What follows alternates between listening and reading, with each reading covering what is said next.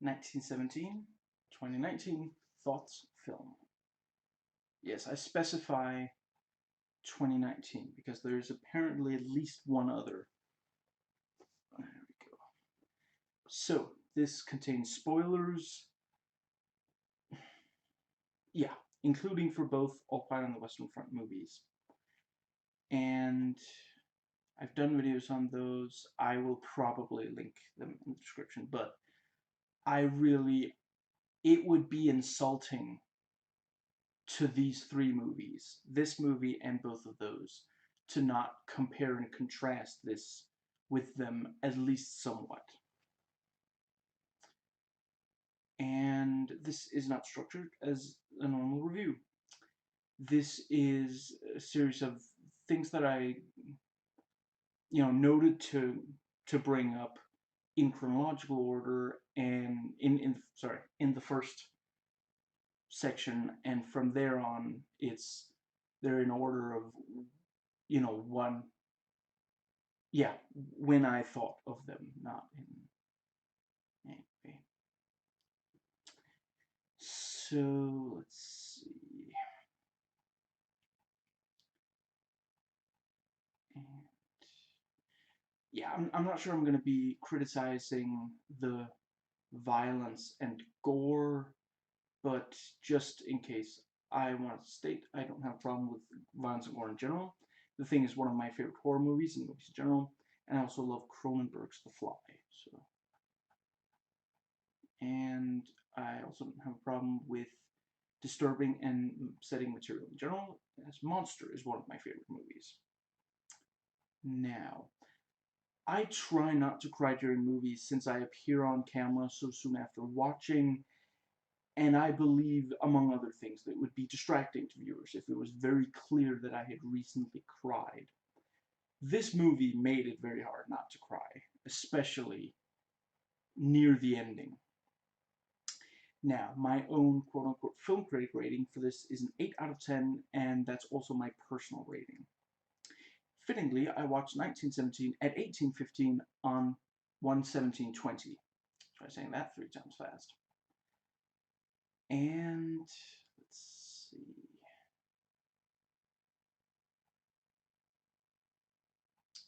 Right, so that takes us to the first section, titled Notes Taken While Watching.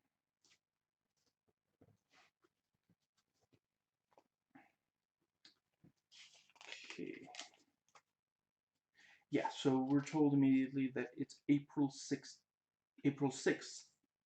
of 1917. And let's see.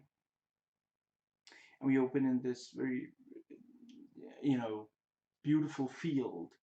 And I like that as the camera travels when they, when Blake and Sco walk up to get their orders, or Blake's orders rather, the camera shows all of these other soldiers as well. And, in general, I felt like it had a pretty good effect, that sometimes it would be a while with, basically only the two of them are near, I guess maybe it's the second half, and the film only with Sco, and excuse me, yeah, I feel like it worked well that sometimes the camera would move to show that there were all these other men close by. And, there at the start of the movie, basically Blake and Sco are just sitting in this field and just relaxing. And this officer comes up and tells them to get moving and says, don't dawdle. I, I could be sarcastic and say, yeah, they, clearly they do need someone to tell them that, but really, I think it does a good job of capturing something that I think it really needs to be. It's a point that needs to be made in many movies because a lot of people need to hear it. I said this of the first, war is not constant action. It's just not. There are long periods of agonizing waiting where you're like, just can we please just get to the next fight because I'm going insane with the waiting. I would rather be in an awful fight than be stuck waiting, feeling every second, trying desperately to mentally remove myself from this place, and the yeah, I felt like this movie got that. Both Alpine and the Western Front movies got that. The Road, which is not about war, but it is about a time and a situation where, yeah, it's not war as such, but I I think, maybe you could call it civil war. It is a very dangerous time. And yeah, there are times where it's just a long period of time with nothing specific really happening, and you just got, yeah. And let's see, yeah, and basically, there at the start, they've kind of gotten so used to being stuck waiting and not being in action, so that it actually takes them, yeah, there at the start they are walking fairly slowly. And maybe it is also that the movie wants to ease us into, since, excuse me, later on it moves very fast, excuse me, for long stretches of time. So but it works. It makes perfect sense that they would only gradually ease back into, okay, now something's actually going to happen. And add to that, of course, they are in this very idyllic setting, although once the camera tracks as they move towards it, we do see that they're not actually very far away from trenches and such. But nevertheless, they get lost in their surroundings somewhat as well. Excuse me, just gonna make sure. Yeah, everything is as should be. And let's see. I guess this is a perfectly fine place to. I saw some say that there wasn't enough action, and I can understand where they're coming from. More of the movie is tension and suspense. Ultimately, if you, yeah, if you're watching this video, the idea is you've already watched the movie since I'm spoiling. But yeah, basically, the movie isn't as interested in big action scenes as it is in these more tension-based kind of scenes. I when they're walking through the crap, what's the word, bunker, tunnel, yeah, with the tripwire. Once the tripwire is triggered and they have to run as it's collapsing behind them, jump because of mine shaft, that's action. But before that, there's been several minutes where nothing really happens. It's just that we fear that any moment it will. They go up into no man's land, I want to say. Even if it's not quite at the front anymore, it's still, is it still considered no man's land? I'm going to call it no man's land for the sake of this, for the sake of brevity. Yes. So, they go up in that, and then they go into the German trenches, and then in the tunnel, bunker, whatever, several minutes, not action, but tension and suspense. And personally, I'm glad that they went there. I haven't watched Hardcore Henry, but I could imagine that one is pretty much constantly action scenes. So it's not as though you can't at all do constant action scenes with the the let's call it disguised as one taker movie. But yeah, I think part of it also they wanted to let you take in some of these settings. And yeah, some of these settings, in the movie, we only spend a few minutes in them, where in real life, people might have spent hours, days surrounded by this stuff. And yeah, the movie, I feel, wanted to not distract from that. We, the audience, spend a few minutes in these settings, and we can then extrapolate. Well, for others, it was way more time. And again, some of this time, I mean, I don't want to exaggerate, but it can drive a person insane to just wait and be in this constant state of readiness, to constantly be aware. Any second now, I might die. Any second now, there might be a massive battle, and I have to be ready, and I have to be able to do all these complicated things that I've been taught as a military, you know, as someone who's part of a military unit. Even as my lizard brain is screaming at me to just get away from here, which I can't because I'll be shot as a deserter. Even if I did genuinely think that I should run away, that can drive a person insane. And I think it would have diluted, I think it would have taken away from the movie if every scene had like big gun battles and such. I'm not. It's true that that would also not be quite realistic, but not everything in the movie is bound by realism. I watched this with my father and his wife, all three of us history buffs, all three of us hugely against war and big fans of anti-war movies and World War One movies. On this, rare occasion where we actually get an anti-war movie set in World War One.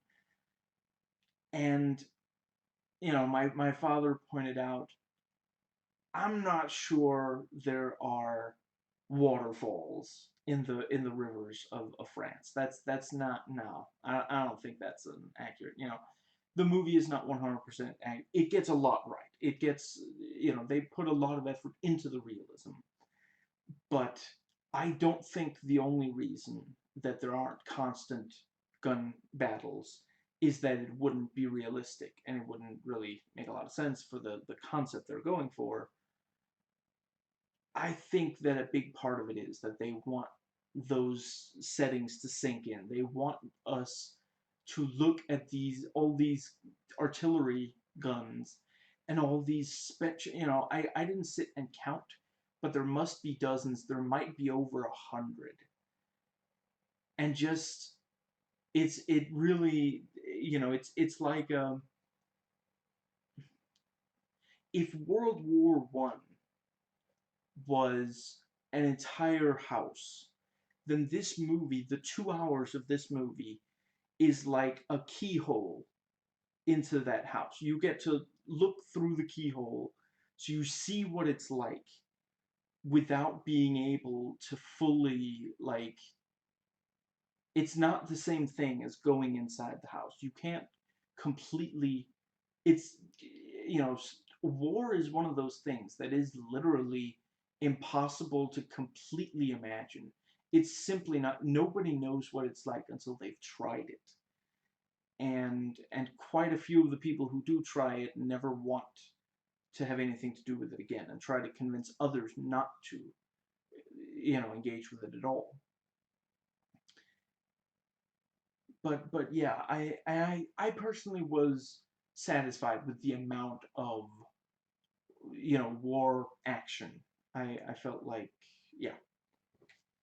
Now let's see, and yeah, we see them go through the trenches, and we get the mission and the whole report. I don't think it was a huge problem, but that scene was quite the exposition dump. There was a lot of just talking and just being told, you know, I don't think I don't think you could have really done without it. I don't think there's not really any extraneous information. And the movie does get eh, the movie starts moving not very long after that, so we don't end up getting really bogged down by it.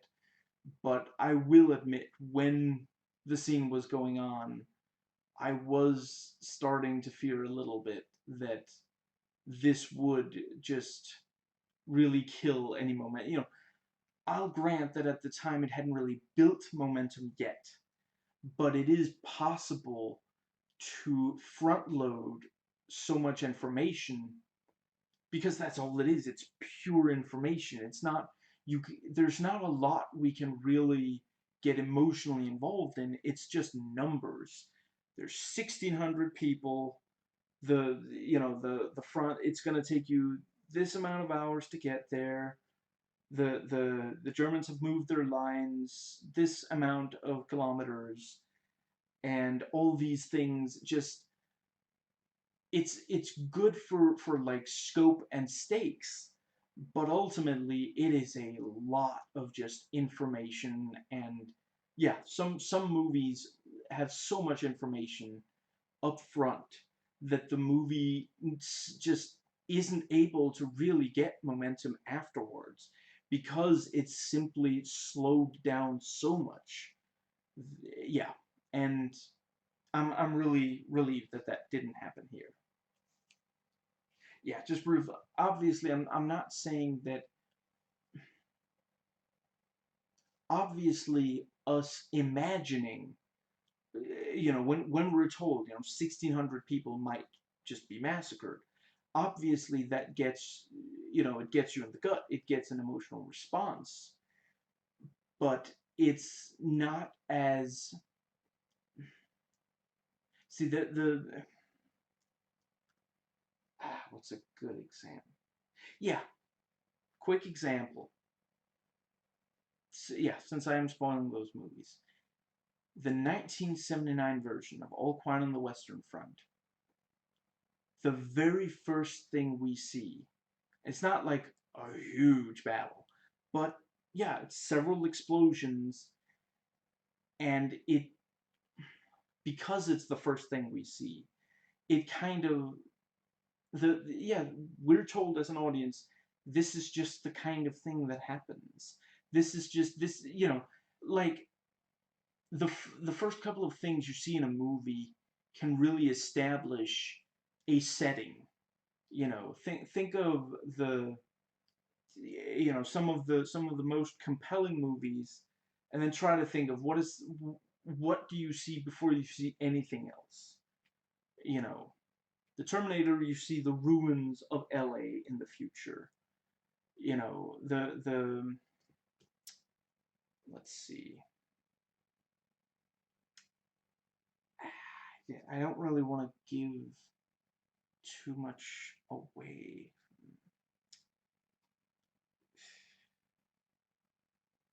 Okay, I guess I'm just gonna briefly mention. See, I'm trying to think of. I didn't note any examples, so I'm trying to think of stuff off the top of my head. I'm also looking at my DVDs. The yeah, both 28 Days Later and 28 Weeks Later are good examples of the first thing you see is very important to like setting and tone. Let's see. It's like that. I guess maybe that should be. Yeah, okay. I'm gonna go with that. The I'm not saying this movie should have started with explosions like that. It is obviously very intentional, again, that they start in this beautiful setting. Like, hypothetically, if you go into this movie and you have no idea what World War One is, or at least you don't know that the movie is about World War One. Maybe you don't know which years that World War took place in. You just sit down and when the movie starts, it doesn't really feel like they're at war. I mean, they're wearing uniforms, sure, but we don't see the trenches for the first maybe minute or two.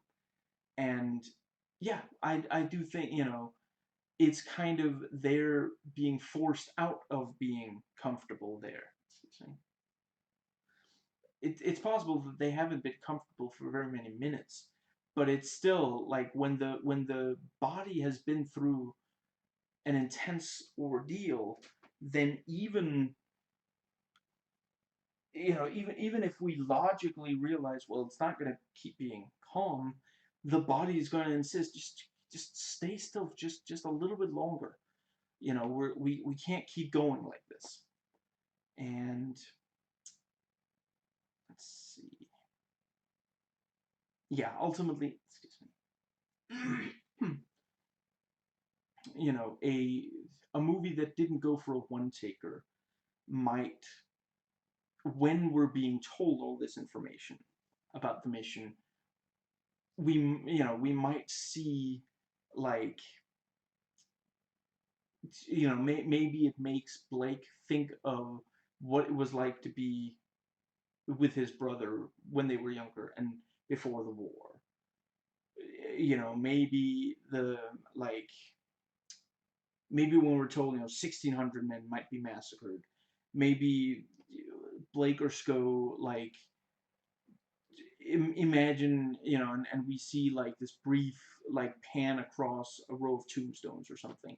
I'm just saying, as it is, it's not very visually interesting, and I'm glad the movie managed to get momentum afterwards.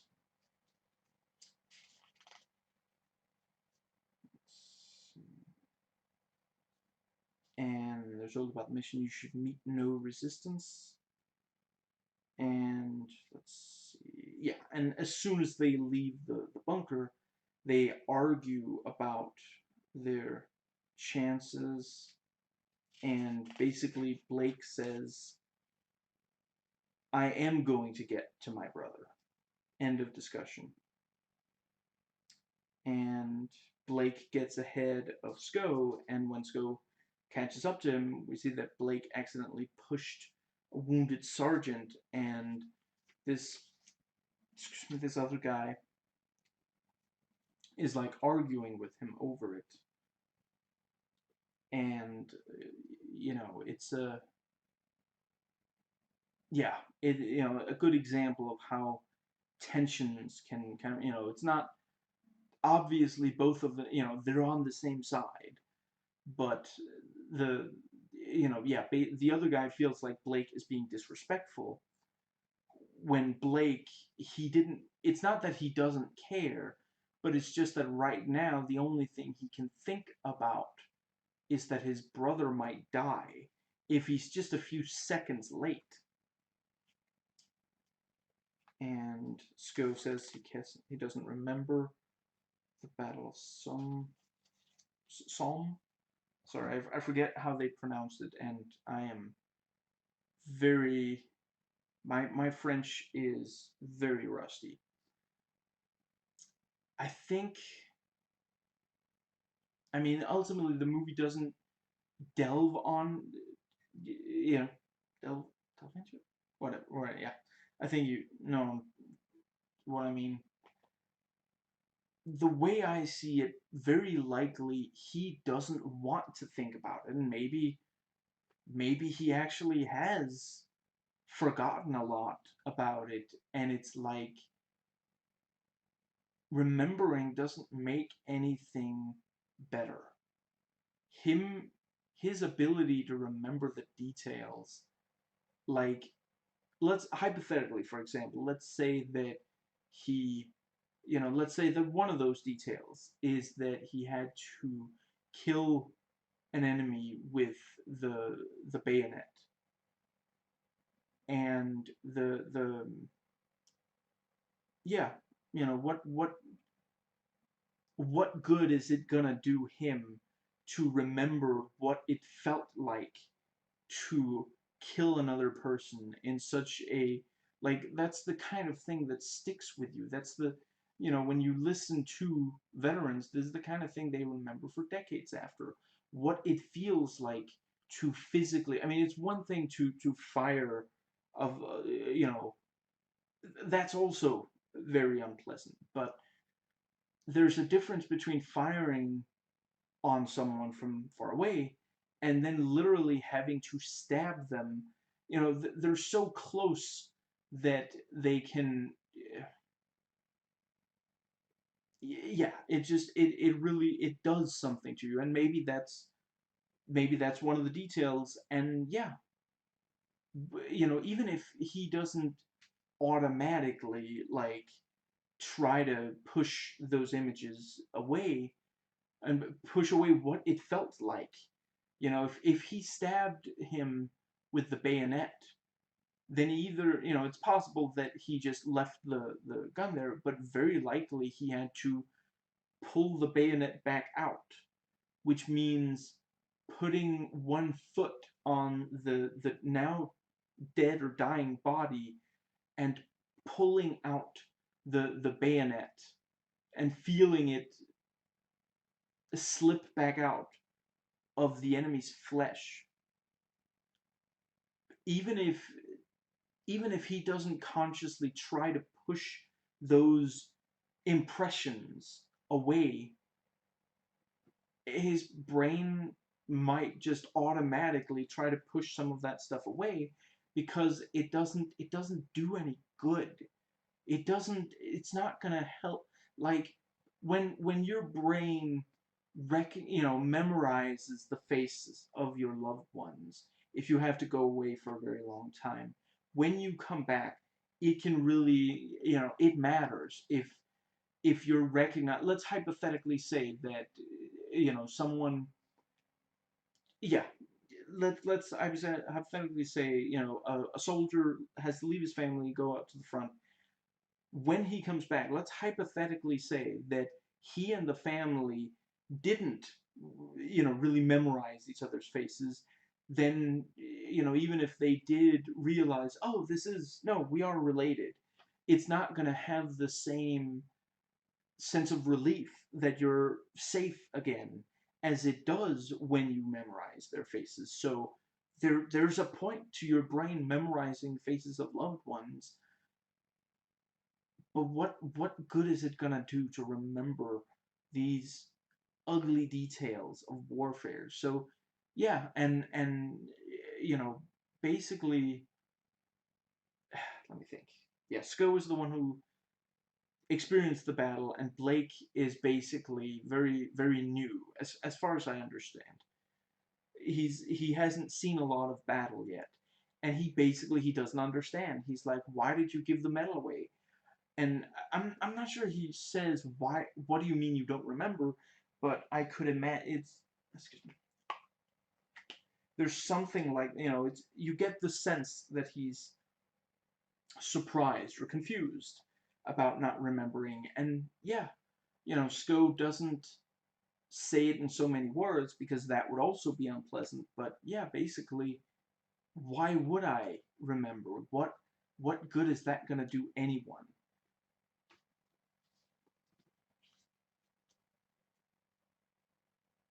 And they talk to the other officer. I'm sorry. I apologize if this offends anyone, and I really respect that to people in the military, obviously this is extremely important, but I'm sorry, I am not good at remembering rank and that sort of thing. So I'm just gonna be calling them officers. You know, whether they're lieutenants or corporals. I'm sorry, I just can't remember things like that. It's not that it's not obviously it is important to be able to, but I don't really have. I've never been in a situation where it was extremely important for me to remember, and as such, there are other things that kind of take up the space in my memory that would be used for that. You know, I've never been in the military now, but yeah, you know the officer, and he's like, you know, settle a bet for us. What day is it? Friday. Oh wow, none of us were close.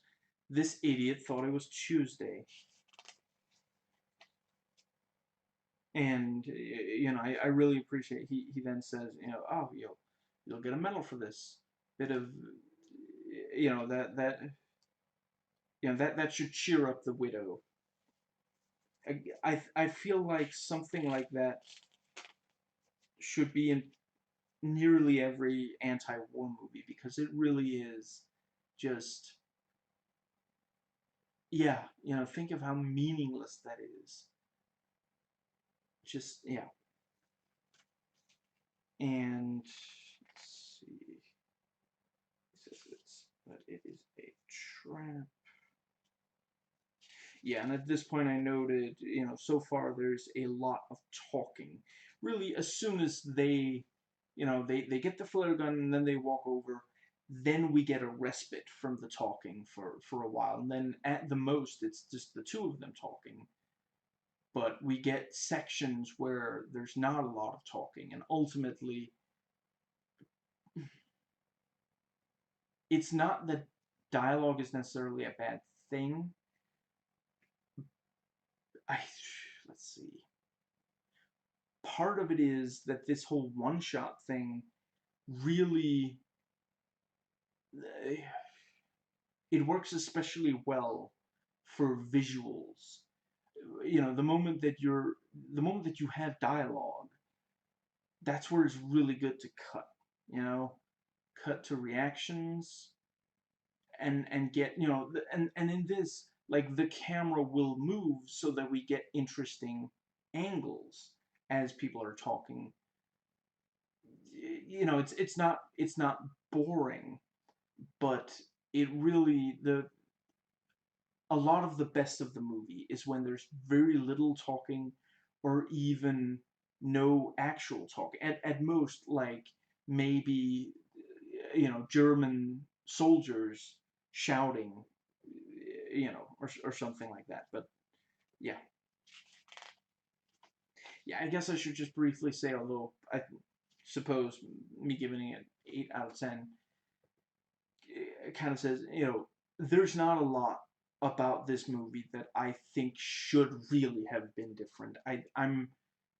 I agree with most of the choices made. I think there's very little that would have made this a better movie. I do think an argument could be made for, you know, I like basically everybody else. You know, I'm kind of, yeah, like, when you look at just like critics overview and such, I too am kind of two minds on this whole one taker thing, and I do think that good things could have been accomplished in this movie without it, but I also think that they, you know, obviously in part it is very impressive from a technical standpoint, but I'm more interested in how effective it is, and I do think it is largely very effective. I think that they manage to avoid, like, excuse me, like I said, one of the big things is just don't have too much dialogue, because it is really, like, if we're just watching a couple of people talking and the camera isn't like dialogue. Dialogue needs great acting and or interesting editing.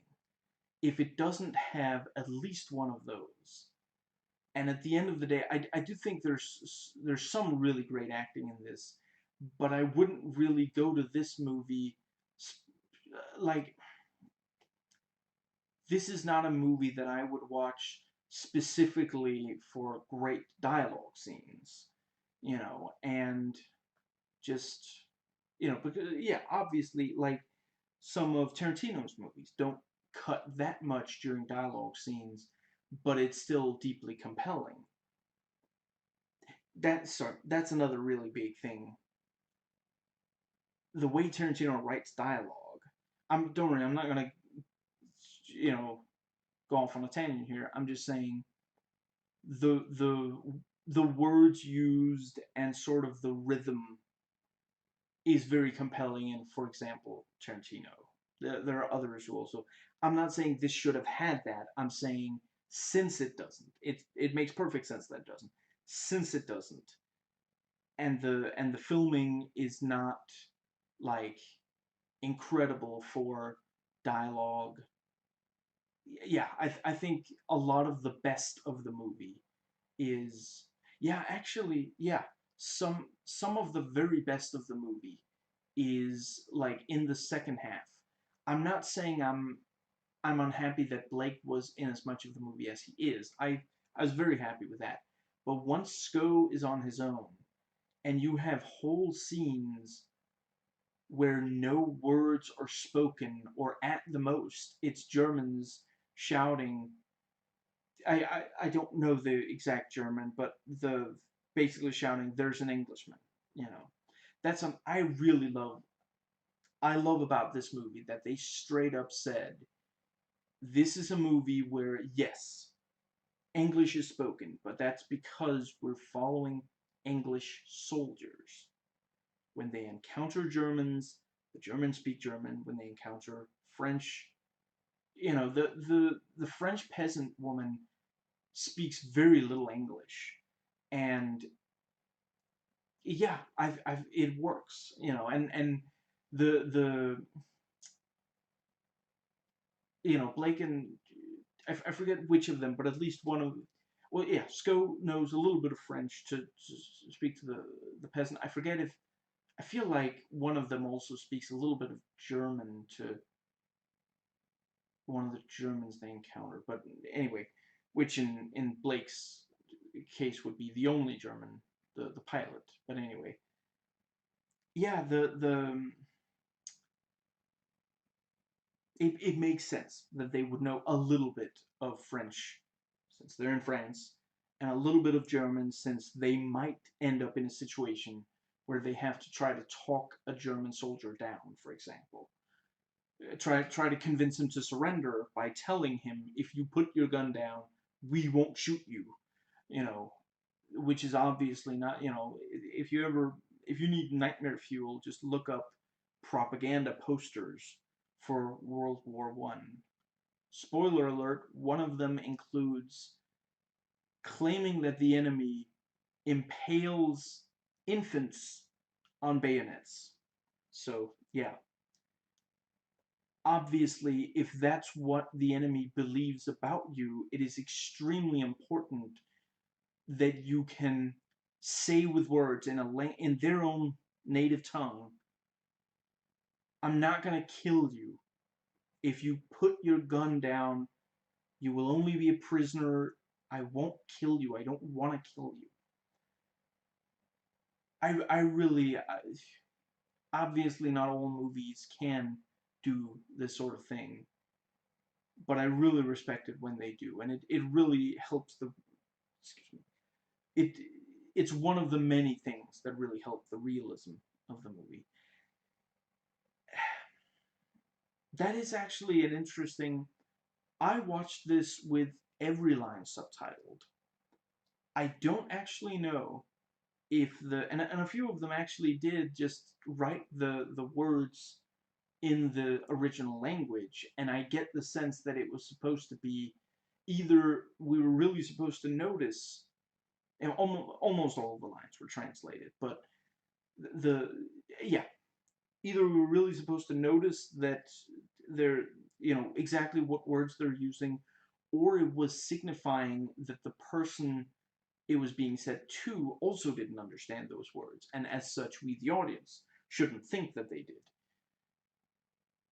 But almost everything was translated, and I don't know if people who watch this in English, if anybody in America watching this, if y'all get subtitles for the,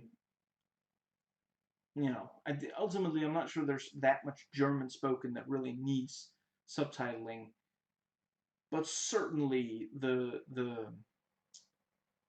scenes with the French peasant woman must have been kind of annoying to sit through if you didn't get subtitles explaining what the French spoken meant.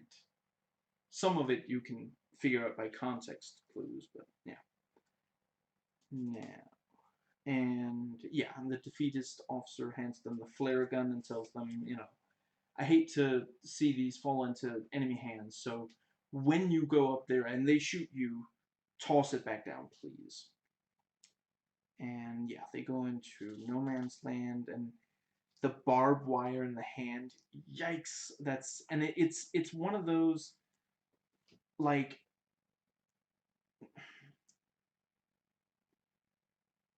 most folk will never feel barbed wire in the palm of their hand, but then again, some folk will.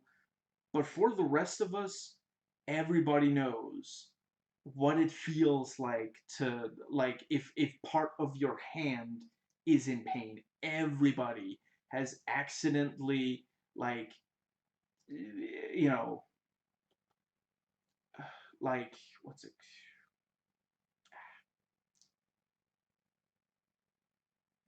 Ah, crap, what's a good example? Whatever. Use your imagination. This is the audience participation segment of the video. Everybody has hurt their hand at some point in their life. Everybody knows it hurts so bad when, and yeah, and we see the rats eating corpses, and I'm afraid I forget which. I want to say Sko accidentally, like I think he's like trying to get away from someone, and he accidentally, like, plops his hand into, like, this chewed through chest of a corpse. I think there's the moment that you show a lot of violence and gore. We got there. I'm not saying that it's necessarily bad. I'm not trying to make that argument in this video. I'm not saying it's necessarily bad to have an extreme amount of gore in a movie. But I do think that it can get somewhat distracting. Some movies, it can get distracting if there is an extreme amount of gore in a very short space of time. It ends up with the audience only being able to focus on the gore and not any of the other circumstances. And sometimes that's intentional. But in this, basically, we should never be, what's the word? Ideally, nothing in this movie should remind us that this is not real. Everything in the movie should, make us, put us right there. And I think the movie largely succeeded. I do agree that ultimately, some of the ways they hid the cuts, ultimately, some of them were a little obvious. And I don't know, it's difficult to say at this point, like, everybody is trying to figure out how movies are made. So when we, yeah, it's difficult to say how much of it is that we're just used to looking for things like that, but I do think that some of them were a little too obvious and drew attention to themselves. But by and large, yeah, the movie puts you right there. And I don't think that it ever has so much violence and gore that we end up being pulled out of that like yeah, that we're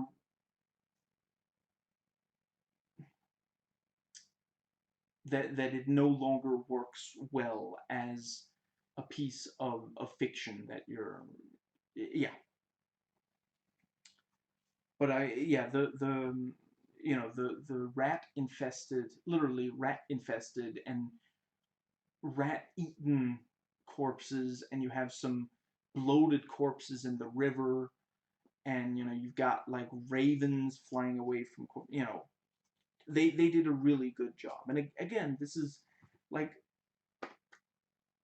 in reality, millions of people died in the 4 years that World War One lasted. Millions of people died. If you tried to show that many dead bodies, it would just it would end up feeling really excessive and such. It's the when you deal with something like that, you really have to be careful not to just overwhelm people with, because that's not gonna then they're not gonna learn the important lessons. World War One, it's it's impossible to undo World War One, and that means we have to learn from it. It's simply, it is unacceptable to keep making mistakes that get millions of people killed. And it's extremely important to be careful not to overuse violence. And that's where creative expression and art, it's so different from real life, because in real life, I mean, I'm not saying it's not a good idea to look at that many dead bodies, especially within a short space of time. But in fiction, even though it logistically, it is possible for a movie to produce, let's say 100, 100 fake corpses for the audience to look at. And you have to keep in mind what the human mind, when we start just zoning out because we just can't take it anymore. And I feel like the movie did an incredible job at that. It was always effective. And a lot of mud, and we have the planes flying overhead. I felt like that was a pretty good. They did a good job on the what's it called, setup and payoff. First you hear the planes, and then they look up and they're like, that's ours. Yeah. And then later when they come back, they even say, oh, they came back. And then we have the dogfight. The dogfight wouldn't be as effective if we hadn't already seen that there were British planes in the air. Excuse me, I just gotta make sure. So let's see. Guess. Okay. So let's see.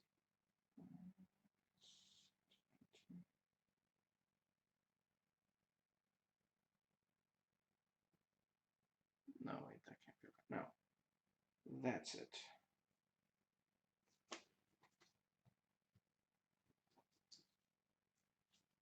And yeah, you see all these really nasty corpses. And let's see.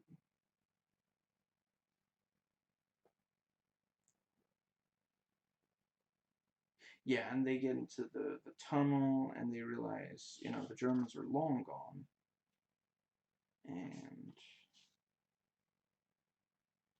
very effective when, they find the tripwire, and like for a second or two they're like, okay, so we got to be really, they don't say the words, but they, their body language and silence tell the audience they are focusing on, we have to be extremely careful, we cannot trigger that. And then a rat comes on, and the rat doesn't know. The rat is just thinking, I got food, I got to get this food away so that nobody else takes it. And it runs smack into the tripwire. And it's such great because we've spent several minutes now seeing rats. Not constantly, not every second, but they are moving through an area, or yeah, through several connected areas that have rats. Rats chewing through corpses. To them this is like Christmas. And even in the tunnels, you have these like bags of some kind of, and one of them jokes, I wonder what's inside. You cannot be that hungry, and you see the rats crawling on those. So yeah, when you see one drop down like that, it's not like, where did that come from? It's just, of course it's there. And yeah, but it was a very effective like shock. And it was like, it's the kind of thing where there's enough build up that you're not confused when it happens, but there's not so much build up that you know that it is going to happen. When they spotted the tripwire, my initial thought was, okay, so they gotta, they gotta make sure not to go in that direction. Just turn away and slowly, carefully walk away. I did not expect it to be triggered. And one of them gets buried in it. And my father pointed out afterwards, if he got buried in, if they were that close to the explosion, they would have gotten badly hurt. And if he gets buried like that, it's not enough to just dig him out. No, he would be like really badly physically, like broken bones and such from. But yeah, and he's buried alive for several seconds. I'm not gonna lie, movies mean a lot to me, and in the I did spend some time making movies, and I was really passionate. I wanted them to look the best. I don't think you could I don't think there's enough money in the world that you could pay me to convince me to let myself be buried alive like that. Even if it's just for a few seconds. I'm sorry, I'm just not doing it. I will find a stunt double, and I will pay for like plastic surgery to make his face look exactly like mine. But I am not getting buried myself. And I'm not even that like claustrophobic, especially, but buried, that's yeah. And yeah, we have, he's got all this dust in his eyes, and so he can't even see. And the other guy has to say, trust me, jump. It's a huge relief when they leave the tunnel. I feel like this is a movie that does an incredible job letting the audience breathe when we really, really need it. Like, I was never exhausted during the movie. Or not in a bad way, I guess I should specify. I always felt like it makes what's the word?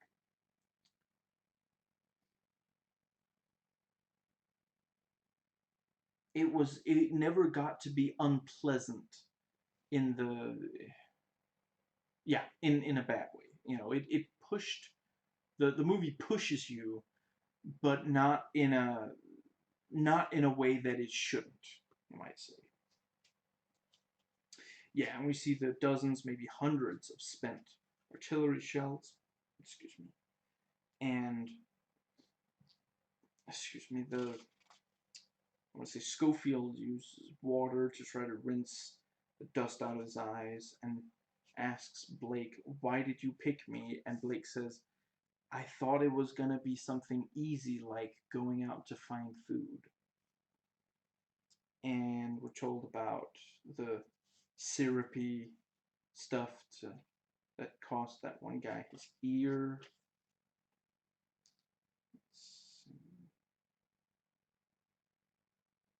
Yeah, I want to briefly note, I also, it was a very nice realistic element that, the soldiers, the soldiers in the transport, once they feel confident that the officer can't hear them, they're making fun of him. They're making fun of his orders. They're imitating the way he speaks, and just because obviously they can't do that when he can hear them, but yeah, they can't stand him. And that is a very typical. Yeah, it's considered necessary for officers to treat those who have a lower rank poorly, but nobody can actually stand it. And yeah, I'm not gonna get too much more into that. I do acknowledge that it is in order to have an effective military, you do need a chain of command, and ultimately the part of an officer's job is convincing those of a lower rank to do what he says, even when everything inside them is screaming to just get away from this terrifying situation. And yeah, they talk about the medal, and Sco clarify, I didn't lose the medal, I swapped it with a French, for wine. Why? Because I was thirsty. And it is this thing, like, the medal isn't going to do any good. Him keeping the medal isn't somehow going to make him less thirsty, isn't going to make things better automatically. And it's that thing. I think they did it was clever. It was the right decision to make to do this contrast of this soldier who's seen some action and even won a medal, and then this other guy who really hasn't experienced that much of the. Yeah, he's somewhat more green, and yeah, to the more experienced, like, he's, what good is a medal? Yeah, he was thirsty. This was a time when some of the people during the war, some of the civilians back home were starving to death, and countless people died in battles that changed almost nothing, and yet, the officers just kept going. And then once it finally ended, the officers blamed politicians in Germany, and said, "Oh, but we could have done it." And it ended up with a lot of Germans actually believing that Germany could have won World War I if just those stupid politicians hadn't stopped the war while people were starving to death and millions were dying for no. Yeah,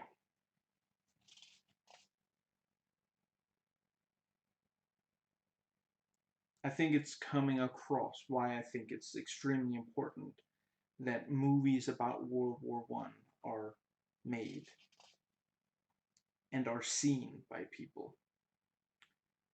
And yeah, and Sko talks about, he hated going home. He knew he wouldn't be able to stay, and the yeah, and it hurt to yeah. And we get to the farmhouse, and let's see, excuse me. And yeah, and I was talking about, the cherry blossom trees, I want to say they're called, and they clear, make sure the farm is clear. And let's see, I think the movie does a good job of, sometimes it will only be one of the actors in frame. It's not always both of them that are in frame. And then something can, it's one of the things when you have a one taker is that some of the best stuff in movies is when there's something that happens that we can't see right away, or happens slightly off screen, and this enables them to do that. And it always makes sense why they're like, well, let's, you know, yeah, why are they splitting up?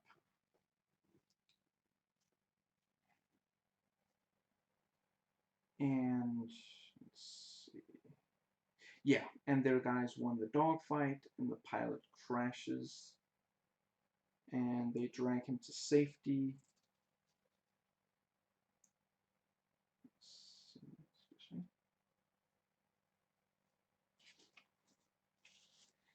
And the at first it seems like the pilot is just going to,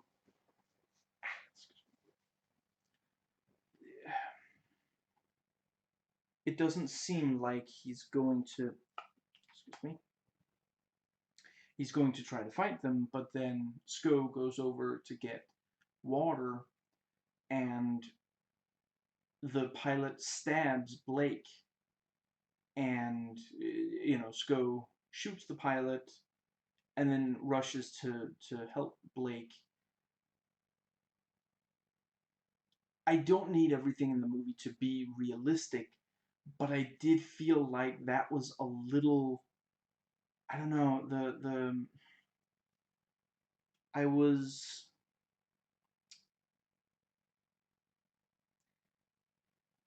I guess the idea is basically that maybe he suddenly realized, like, once, like, at first his feet were on fire, and he was basically panicking.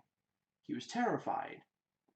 And then maybe once the immediate threat of that was gone, then yeah, like maybe he looks at Blake's face, and he thinks of those propaganda posters of babies being impaled by enemy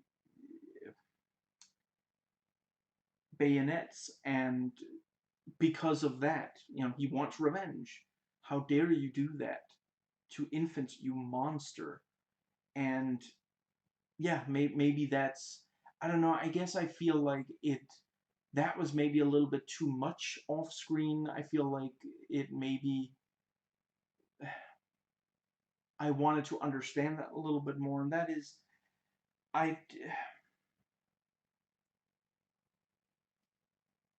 I'm not saying every movie needs to, what's the word, like, show every,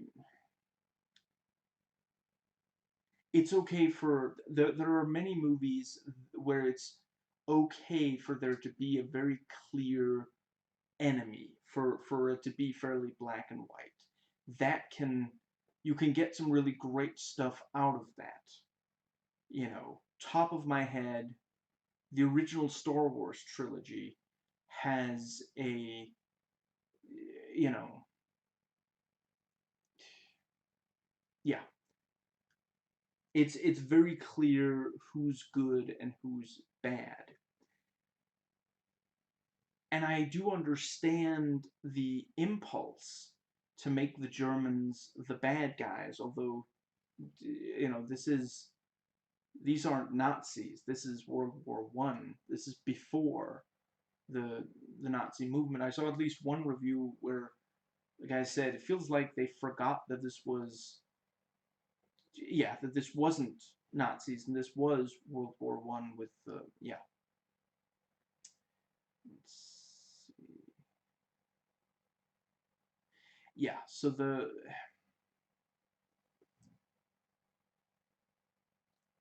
I understand it, but I do think I don't know, maybe I am remembering, maybe I'm missing one. But ultimately I don't think currently I can't think of a single even slightly positive depiction of a German.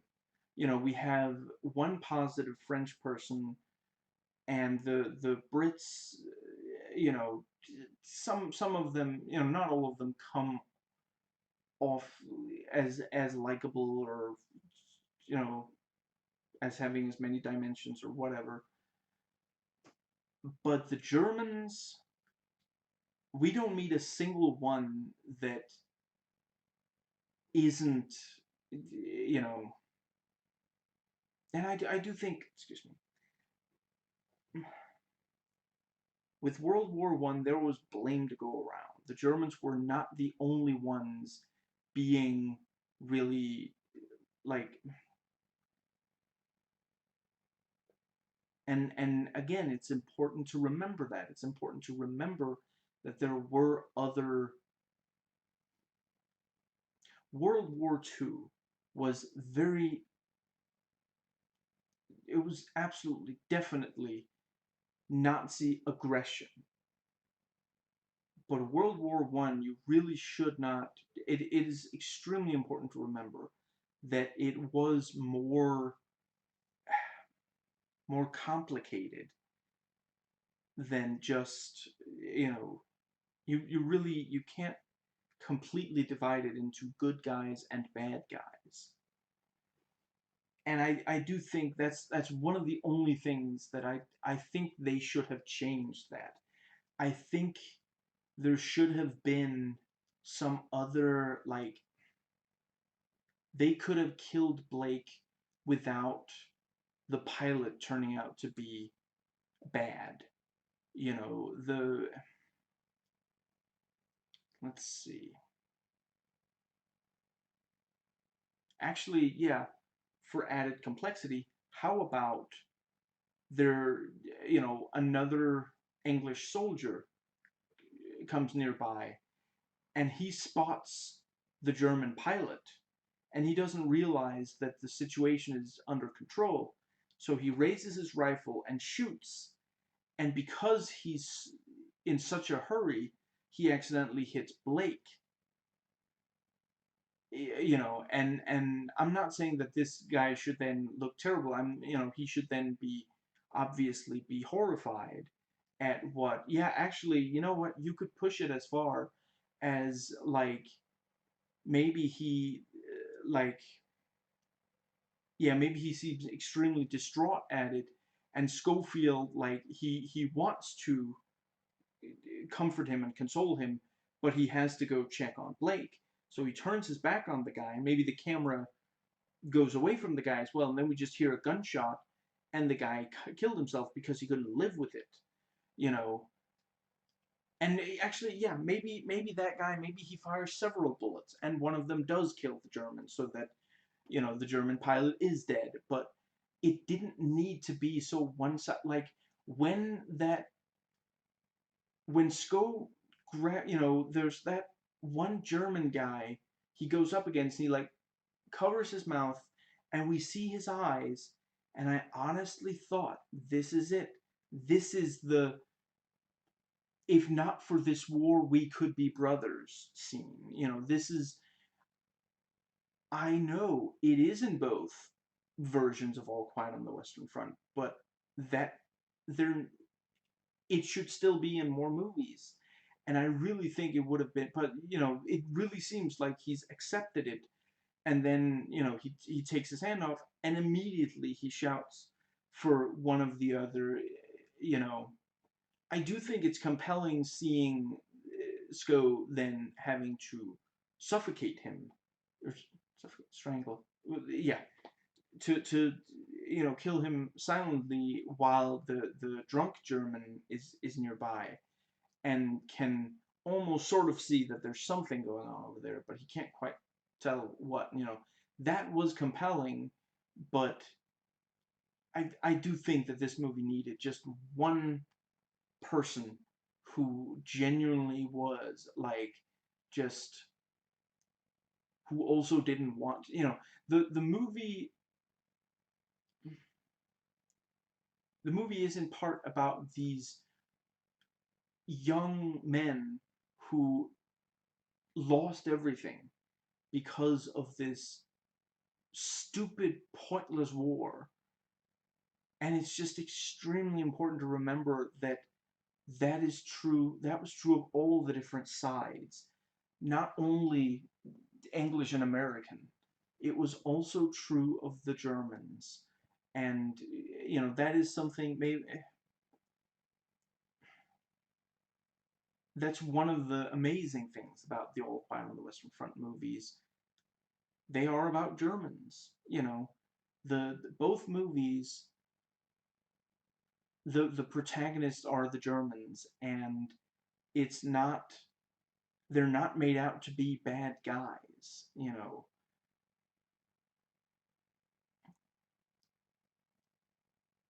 And I do think that this movie should have had just at least one, just even if only one. And let's see.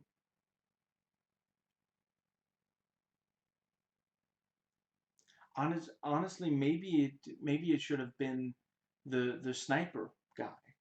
Maybe the instead of them shooting each other, maybe when Sko gets there and he points the gun at him and he says, "Why?" Yeah, and like there's this, maybe he says, you know, yeah, maybe he says surrender or something, and the German responds something like, let's see, I didn't want to,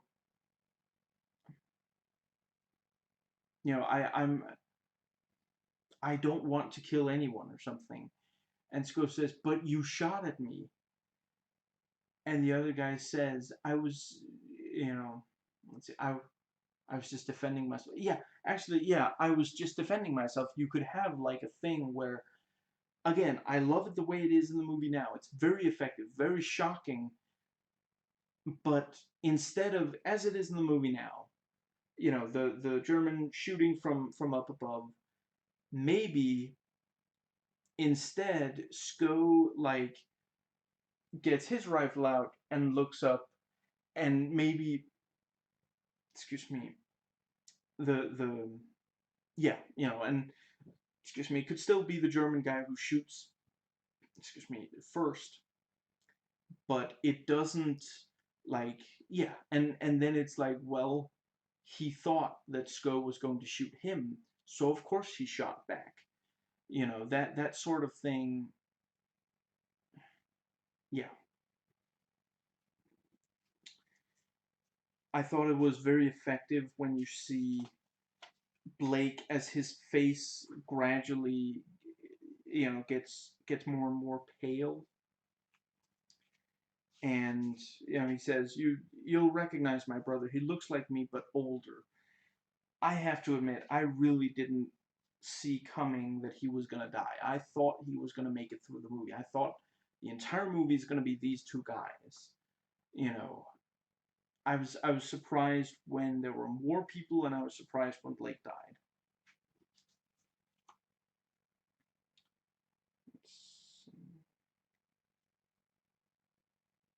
And as Blake is dying, he temporarily forgets that he's been stabbed. He's like, what? I must have gotten hurt or something. And he asks, "Am I dying?" And Sko says, "Yes, I think so." I really appreciated the honesty. The We have so many movies where it's like, no, no, you're of course you're gonna make it. You're gonna be okay. And in that situation, maybe what he needs most is honesty. What possible good could come from him lying to him? And Blake asks, "Will you write to my mom for me and tell her I wasn't scared?" And my father and I talked about that. Realistically, I don't know if the word is most, but certainly very many and very likely most people in that situation are not that, like, they just they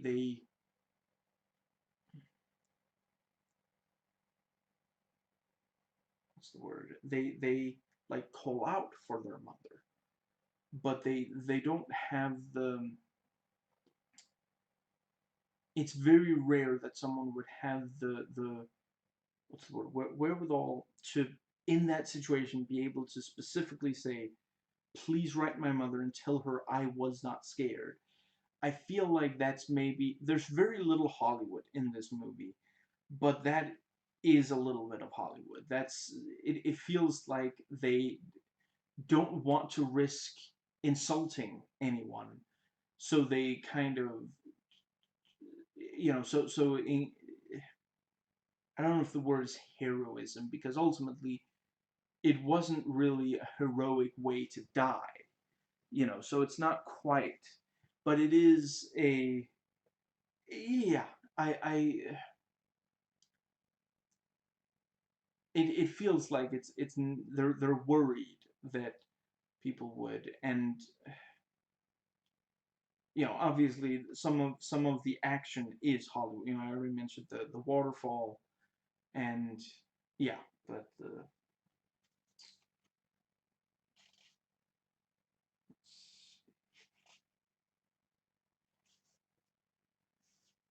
and Blake dies peacefully. I've thought it was a very, it was the right way to handle it, that it's a it's a fairly quiet and fairly merciful death, and it is also like the yeah, the way he was stabbed, that would kill you very quickly.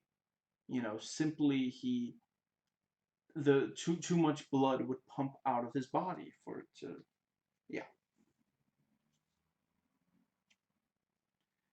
And then some more British soldiers nearby, and they help carry Blake's body.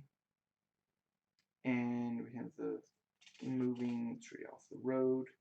Mark Strong shows up, and they go on the bus to F knows where. Let's see. And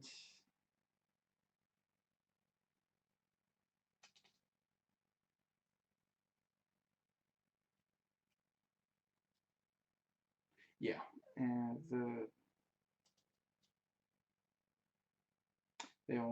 they push the truck to get. I thought that it was very compelling that, at first they're joking, and they're like, "Ah, well, this is gonna take a while." And Sko is like, "No, it can't. I don't have time for that." And he does manage to convince the others to help.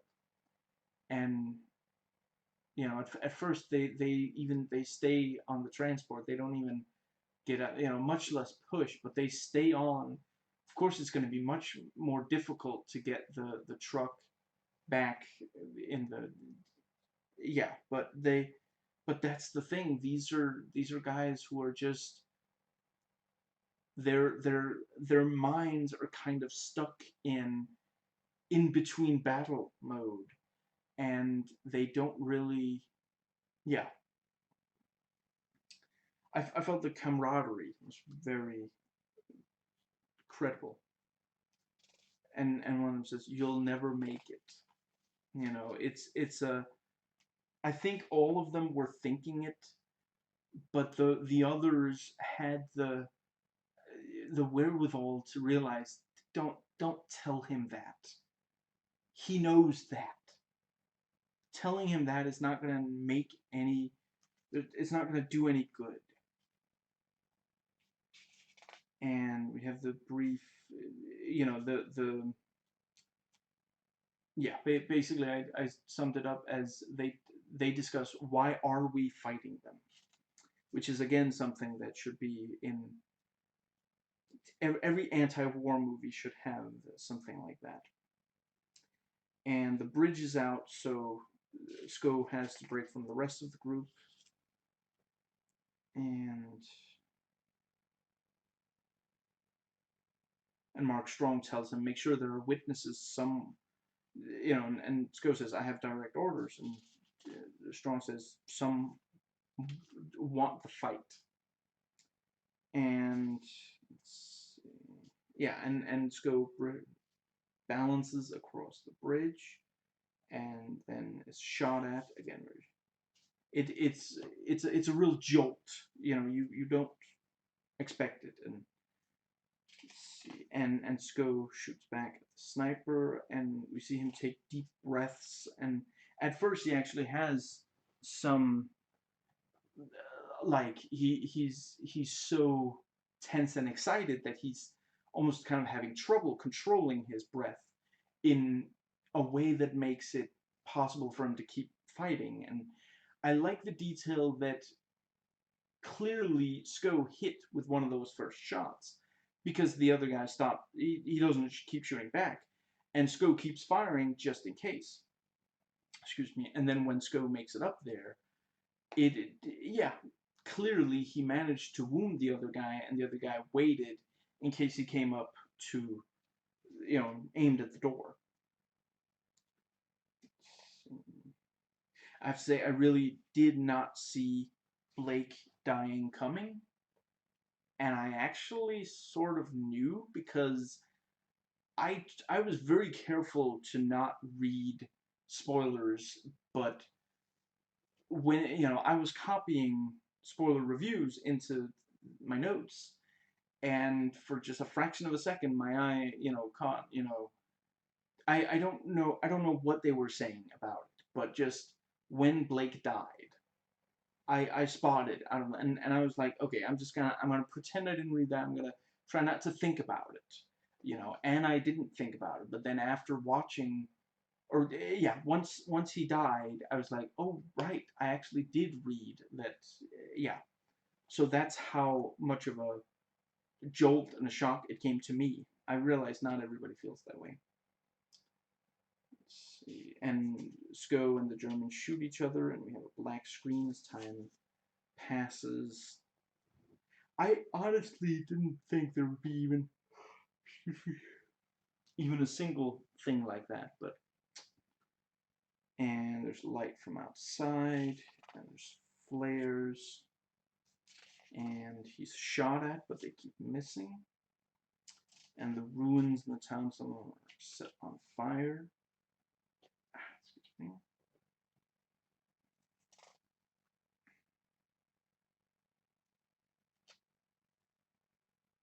And what does that say?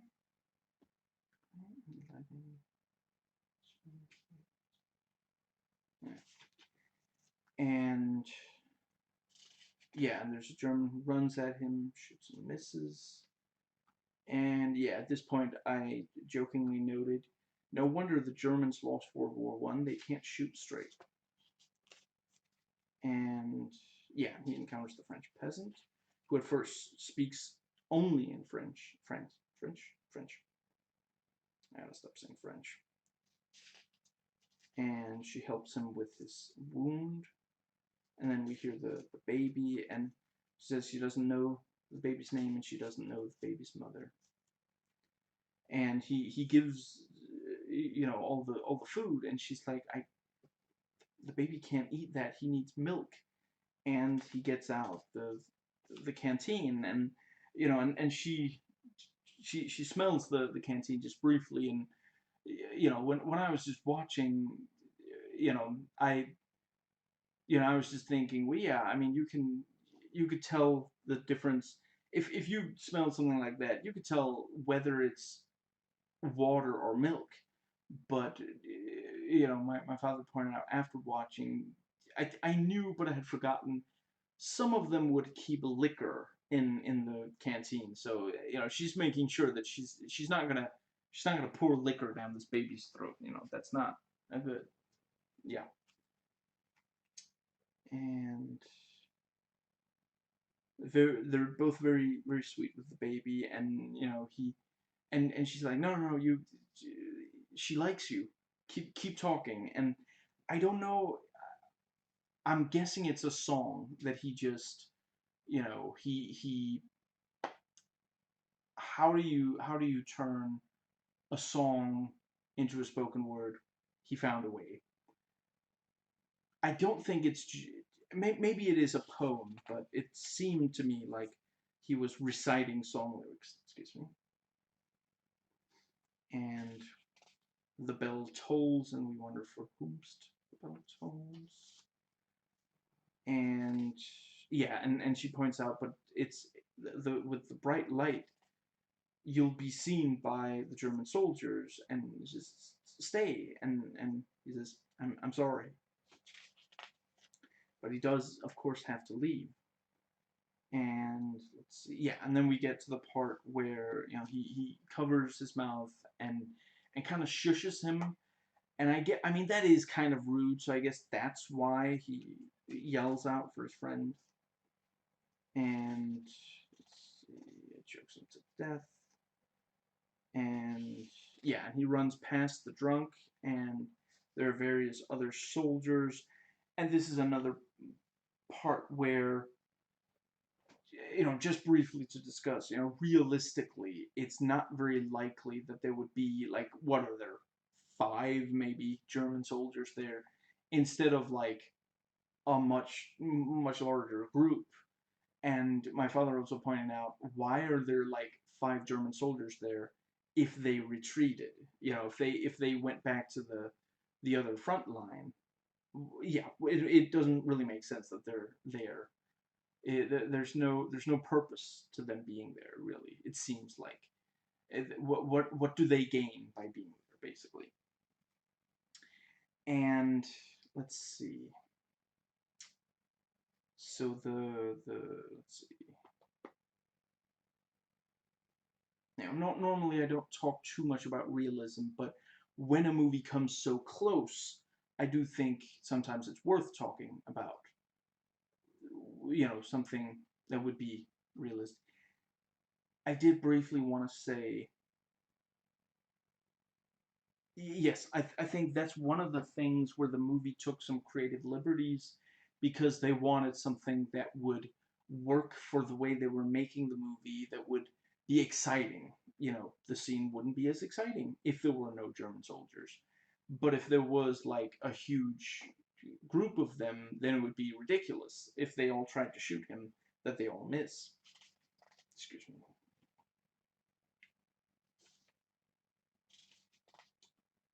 And yeah, and he jumps into the river, and the current drags him. And there's one point where he briefly takes in a little water, but he makes sure to cling to this wood so he gets away. Maybe it's Athena saving him. And yeah, and here I noted, the movie doesn't really humanize, quote unquote, the other side. And yeah, we have the rotting dead in the river. He climbs out of the river. Let's see. Yeah, and for the basically the second half, there are sections where Sko is with some of the others, but when he is like, what's the word? Um, for a lot of it, it's just him, which means that the camera only has to keep track of one person as he's running and dodging enemy fire and such. I'm really glad they made that decision, and I'm glad that the movie did start out with two people. And part of it is that if there was only one, then you couldn't have the conversations, and it would be very bare and sparse. I'm not saying it couldn't work. I just don't think it would be a good thing for a feature-length movie. I think a short movie, there probably are ones, but yeah, something like that could be, yeah. And what was the other thing? There was a thing that I wanted to, let's see. Let me think. But yeah, with when he's running and there's German soldiers shooting at him, and when he jumps into the water and such, yeah, it's really good that there's only one. And I have to admit, I thought they did a really good job editing the trailer, because I saw that. I saw him running, I saw him with the peasant and the baby. I saw him shot at by that first guy in the French village. I saw him with at least one of the soldiers near the German soldier, and I saw him jump into the water and being taken by the current.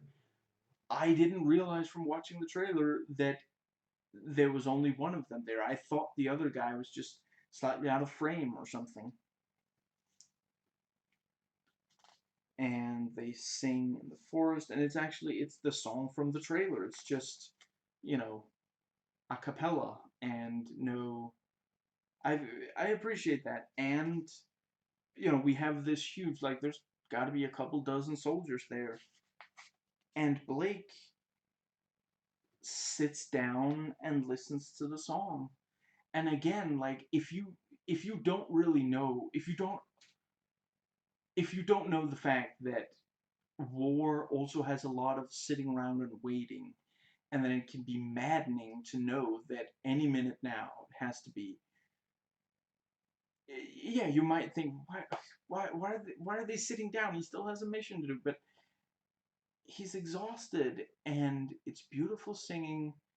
And I mean, as long as there are all those other British soldiers around, he's safe, basically.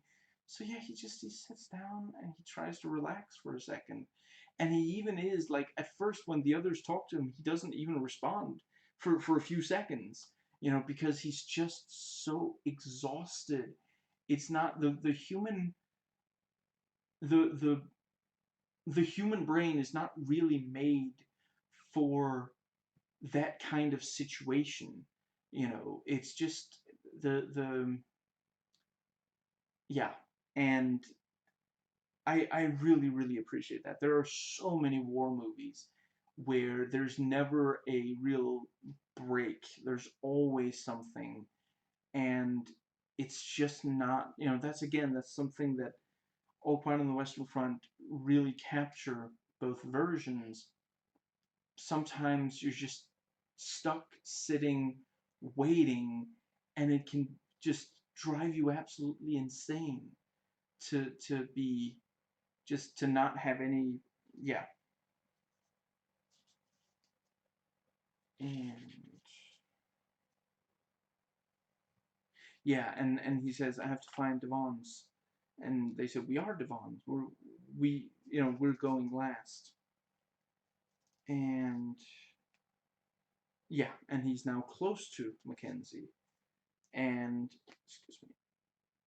Yeah, and once he goes with them and heads to where the officer is there, we're kind of entering the final stretch, it feels like, is what I noted. And I yeah, I think it did a really good job of that. It's not the first time that he encounters another group of soldiers, but it's the first time that he encounters the right group.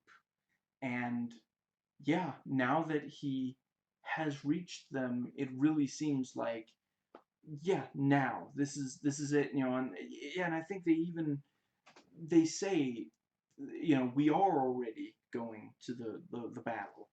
It's just the group you've encountered here, we're the last group to go in, but some of the first ones are going in, either right now or they just did very, very recently. So, yeah.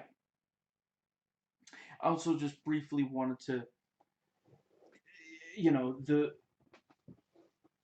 this tactic of pretending to move to be on retreat, and then just setting up a new front line and luring the enemy, excuse me, into it. That was a tactic used during World War One, and sometimes it worked well, sometimes it didn't work so well.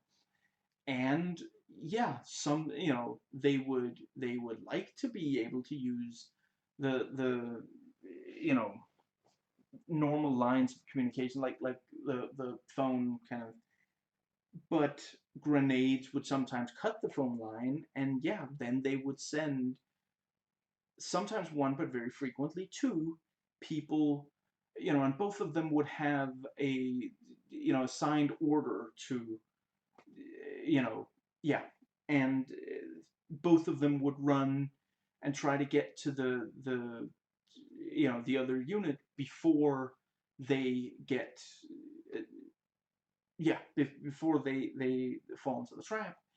And the yeah, the idea with sending two was that if one of them goes down, maybe the other one can get there, and sometimes both of them ended up dead. But I really appreciate, it can sound like just the like, I could understand, like, if you don't know that that's the kind of thing, then it can sound kind of contrived, but no, that this is a thing that happened. It's just that yeah, and I feel like it does a really great, what's the word? It's a clever, it's a good pick for a core scenario for this kind of thing, because it's very easy to relate to. It's very easy for us to put ourselves in the shoes of these men, to an extent, obviously not completely, where there's a lot of war, where it's very difficult for people who haven't been in war to relate to, and sometimes there's these very complicated and convoluted, back and forth. Why did this happen and that happen? And some of it doesn't make for good movies, but this is the kind of concept. And honestly, I don't think I've seen another one that was about just two people sent to warn them. Very likely, you know, people used to say that's not enough. We need more of a hook. We need something bigger or something. And yeah, Sam Mendes, perhaps in part because of the one taker thing, he said that's the movie we're gonna make. Excuse me. But yeah, huge props to him and to, I'm sorry, I've forgotten her name, but the Crystal something who wrote the script. She did incredible work here. And it is very clear that both of them really did the research. And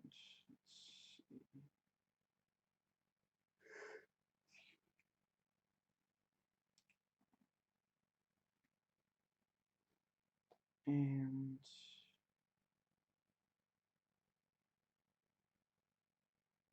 yeah, let's see. Yeah, so the various troops are getting ready to cross into no man's land, and let's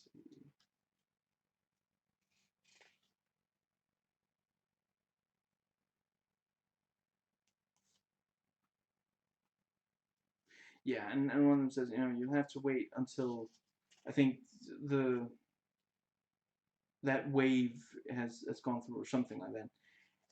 And Sko, like, I mean, it seems like an absolutely insane move, but yeah, he realizes it. If not, yeah, this might be the best shot he has, and the officer said, no, not that way, and of course he's not gonna like try to grab him and pull him down or something. Yeah, he has his mission, and yeah, basically he runs to the side as they run ahead, and all the shells dropping. I can see an argument for saying that that shouldn't have been in the trailer, especially considering that in the trailer we actually get like the last several seconds of it, which is where it gets the most intense, and that ultimately, like, the climax of this movie is not that long. Basically the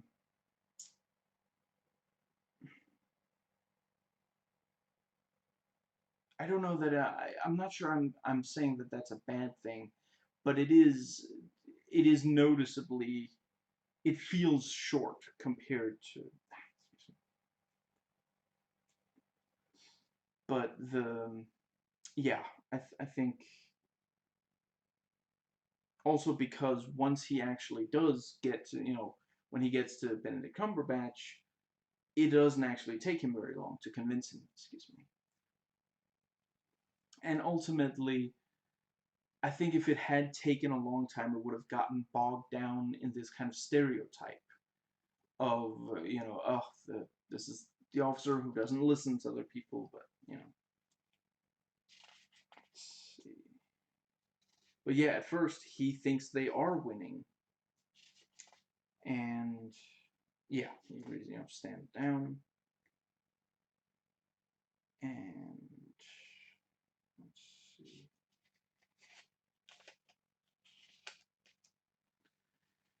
The Yeah, I think an argument could be made that the climax should have been at least a little longer. I mean, it's one of the shortest stretches of action in the entire movie. We just had, excuse me, the let's see.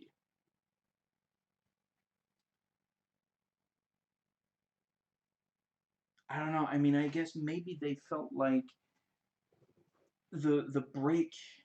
I guess what maybe kind of bothers me is that there is a break between a lot of the action and then that last little chunk where he sits and listens to the song. But other than that, yeah, I think ultimately I like it a lot the way it is. I think honestly, if him running across no man's land, if it had lasted just a few seconds longer, it would have felt more, yeah.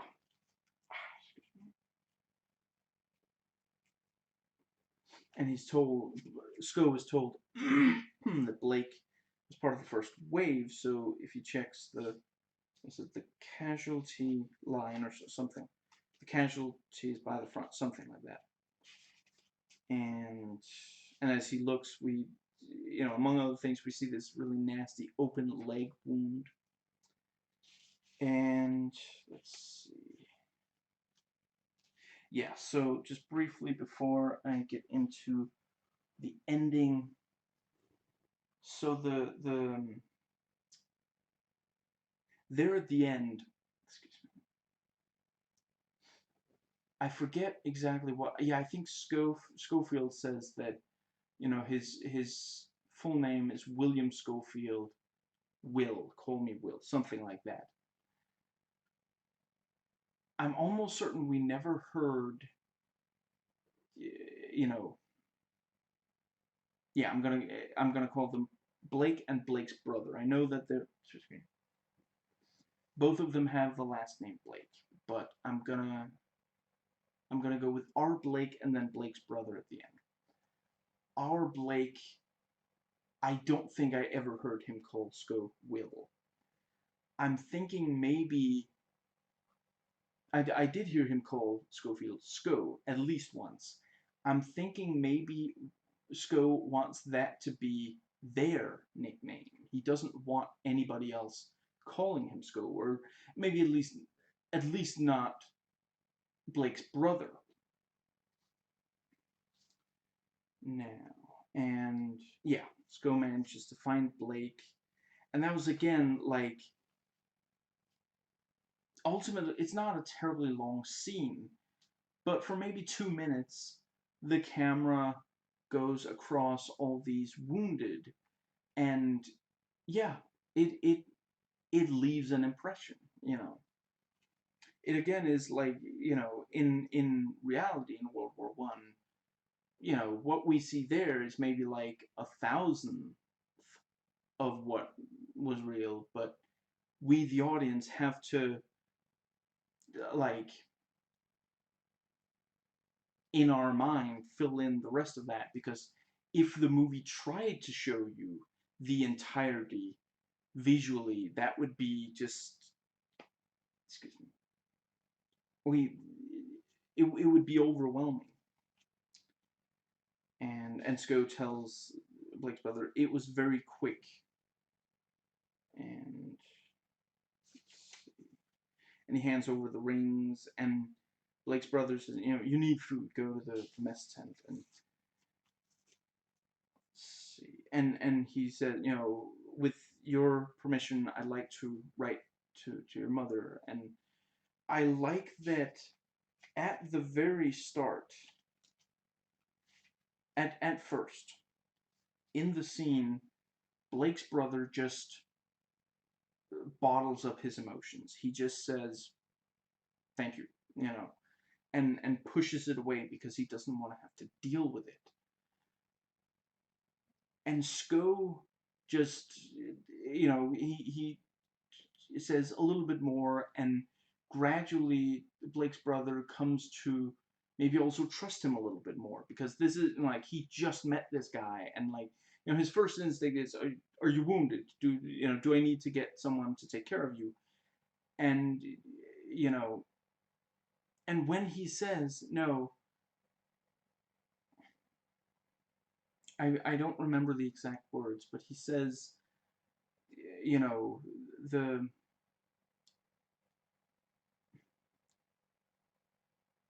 your brother, what's the word? Yeah, I'm just gonna go with, you know, your brother sent me here, or your brother was told to come talk to you, something like that. And he's like, oh, he's here, you know, and he has to say no, he's dead, you know. And yeah, that's obviously gonna make, you know, Blake's brother kind of like he kind of closes off then, and he's like, you need food, go over there, get away from me, just, you know. But because because Sko, you know, says a little bit more, and then, you know, by the end, you know, handshake, and Blake's brother tells Sko, I'm glad he was with you. You know, I'm glad you were his friend, something along those lines. And I think it was the right way to go to end on this note of grief. And you know, after this, you know, the the grief of losing Blake, and then Sko sits by the tree. In, you know, again we have this beautiful field. So, you know, book ending the movie is Sko sitting in a field by a tree. Excuse me. And here at the end, he looks at these photos of, I mean, I'm guessing mother and sister, and you know, they wrote "Come home to us" on the back of one of them. And yeah, I think that's the right way to, that's that's one of the most important things about World War I, Was all this pain caused for no reason because people were killed in a meaningless war, and even the ones who did come home, all this anxiety, all this worrying about whether they would come home, them worrying and their families worrying. And that's also something that is remarkably easy for a theater going audience to relate to. Everyone can imagine, what if my loved ones were sent to the front, or I was sent to the front and my loved ones were stuck. I Very, very powerful ending. And let's see. Yeah, so that takes us to the second.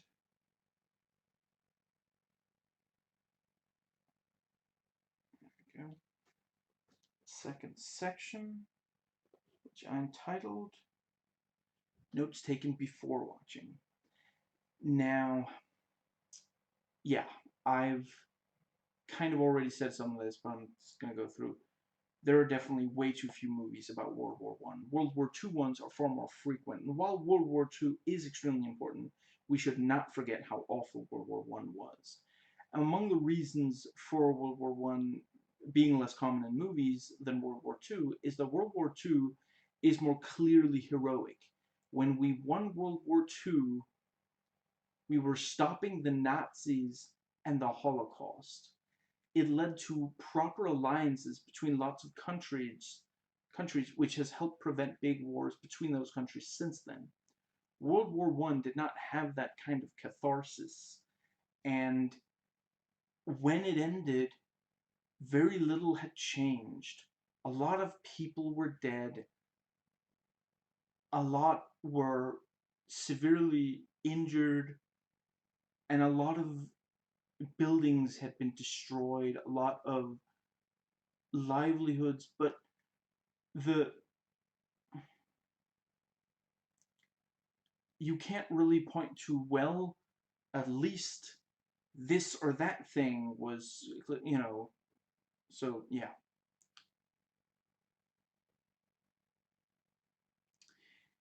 Now, let's see. Yeah, I've already talked some about the violence and gore. And tonally, it does a good job with this kind of, it almost feels insurmountable. It feels like any minute now is gonna be it's gonna be the thing they can't get back up from. And honestly, early in the movie, if you had told me one of those two is gonna die, I would have thought it would be Sko. He's the one who got buried in rubble, excuse me, and got all the dust in his eyes and such. Excuse me. Now, overall,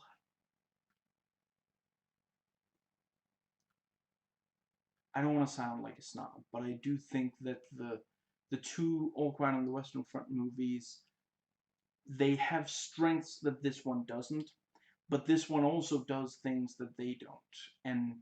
And that's not really, it's not, I'm not trying to insult either. I think there are things that this does that those simply couldn't have because of the technology available, and some of the things that those movies do that this doesn't, it wouldn't have worked with the one-taker nature. Now, another movie is Fury. I mean,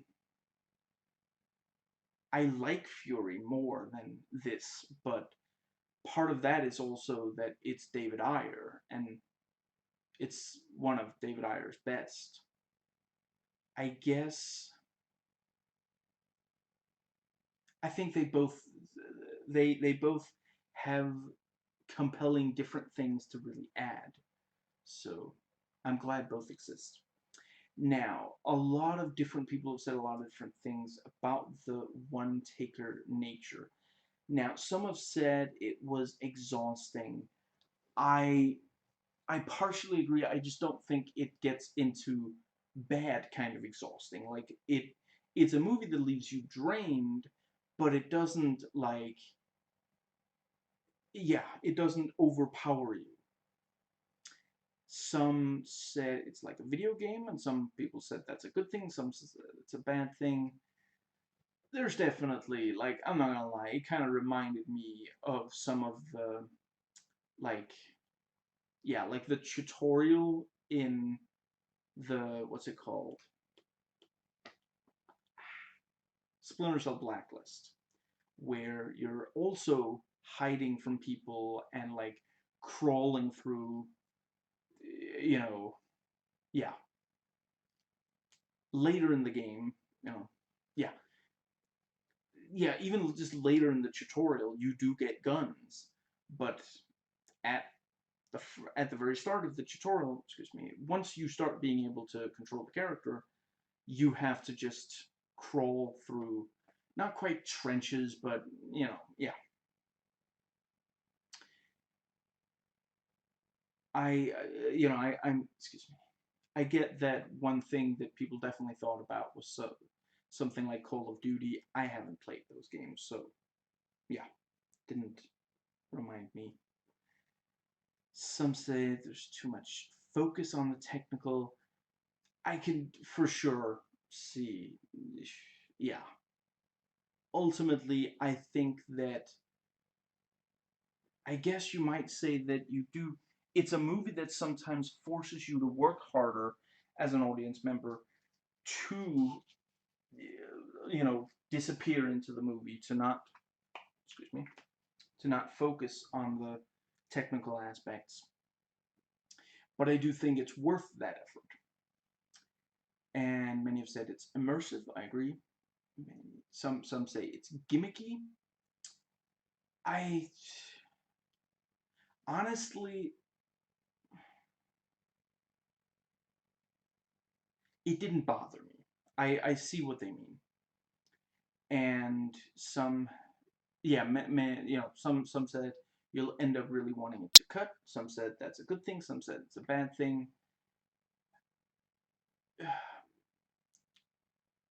There were definitely times where I wanted it to cut, and I would say I found it to be largely a good thing. Let's see, and some have said it limits it, and that is true some of the time. Some have said it's awkward. Yeah, that is true. And yeah, let's see. I talked about that. And yeah, some have said, thin characters and plot and no real character development. That is true. And I mean, I'm still someone who thinks that not all movies need to have a lot of character or a lot of plot. And it's again, if I were superstitious, I would definitely say there's something going on here. The just today, literally, I'm not exaggerating. Just today, I watched, I want to say Filmento is the channel name. I watched his video. Ah, what's it called? He was talking about one of the Pirates of the Caribbean movies, and I I'm not gonna be able to quote exactly, but he said something like, some people say that you know plot and character kind of exist separately, and you can have one or you can have the other, but you can't have both. But they're wrong, because when you do it right, plot and character go hand in hand and such. And I don't remember if he specifically, yeah, I think he specifically, very specifically said movies that don't have character and or plot are bad. And I happen to disagree. I think it's the kind of classical approach that says that it's bad to not have them. I don't think it automatically is. I agree. We don't know that much about these characters, and there's not that much depth to them ultimately. There's definitely some, but it could be a lot more. And today movies have some incredibly deep characters, and yeah, the I think that if there had been much more plot or characterization, it would have gotten in the way. Ultimately, this movie is not that much about character and plot. It's about a microcosm of World War One, and yeah, yeah, I think it would get bogged down if it focused a lot on. I mean, essentially, like plot. Yeah, stuff happens over the course of the movie, but if you want to talk just plot, there's very little. They're given a mission, they go on the mission, and ultimately Sko manages to complete that mission, but it's not. Yeah, and some have said it's downright shallow. That I disagree with. I openly disagree. I do not think this is a shallow movie. You're entitled to your opinion. I'm not. I'm not going after any person or group here.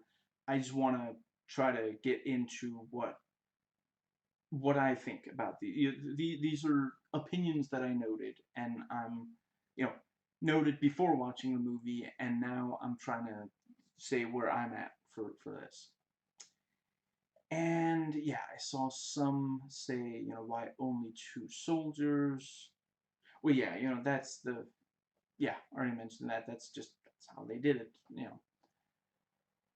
Eh, I mean, you're at that point, you're not really questioning the filmmaker's decision because the filmmaker's decision was to go with realism.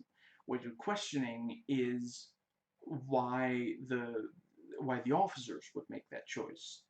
And that has nothing to do with this movie because the movie is deciding to be realistic instead.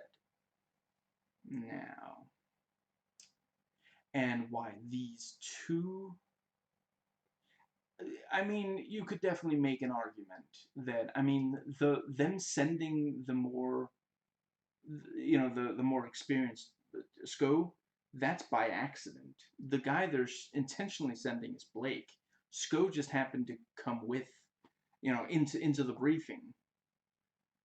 And some said, why not go by plane instead of on foot? I mean, I figured that they'd be shot down, but I'm not entirely sure. I can't give a decisive answer to that question. And let's see. Yeah, and like I said, why are the soldiers fighting the enemies instead of sticking to the important mission?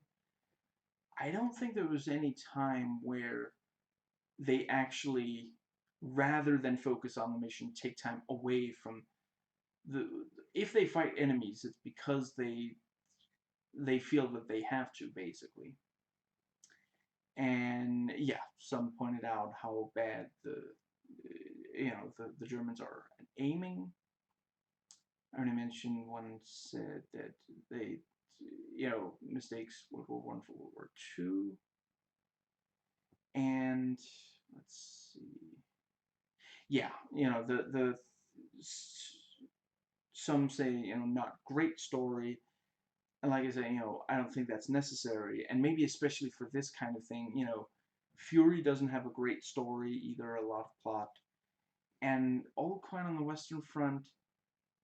There's some for sure because there is a very clear like one thing leading to another kind of thing, and there is a very clear, those more so, but and let's see. Yeah, just briefly, I already mentioned I haven't seen Hardcore Henry. I haven't watched Birdman either. Maybe I'll watch them at some point. Honestly, Hardcore Henry, when I first watched the trailers, when Gravity came out years ago, I started to watch one of the trailers at home on the PC, and I started to get dizzy and had to stop it after maybe 20 or 30 seconds. And that's when I decided, as much as I would like to, I'm not going to watch that movie. I certainly decided not to watch it in theaters. Maybe I'll later watch it at home, but honestly, if the trailer gets to me like that, probably not. And that sucks because I love Alfonso Cuarón's. I love his Children of Men, and I want to see more movies by him, but I'm not sure Gravity is going to be one of them. Hardcore Henry looked to me like it would just no. I don't think I'm normally not someone who gets like dizzy or like nauseous from that kind of stuff, but if it happened with Gravity, I mean, I don't think I watched Hardcore Henry's trailer. I might even have seen it in theaters. I don't think it bothered me, but that doesn't mean that the entire movie wouldn't. But I really respect the concept with Hardcore Henry. I like the idea of making something like, that is essentially like if a first person shooter was a movie instead, and yeah, from watching the trailer. I don't know about the rest of the movie. And I have watched American Beauty. Let's see. Yeah, American Beauty, Road to Perdition, Revolutionary Road, and Jarhead. If I recall, I loved Revolutionary Road. I'm sorry, I do not remember about the rest of them. I'm not going to get too much into American Beauty. Honestly, you know what? Renegade Cut said everything that I would, so just go to his video about it.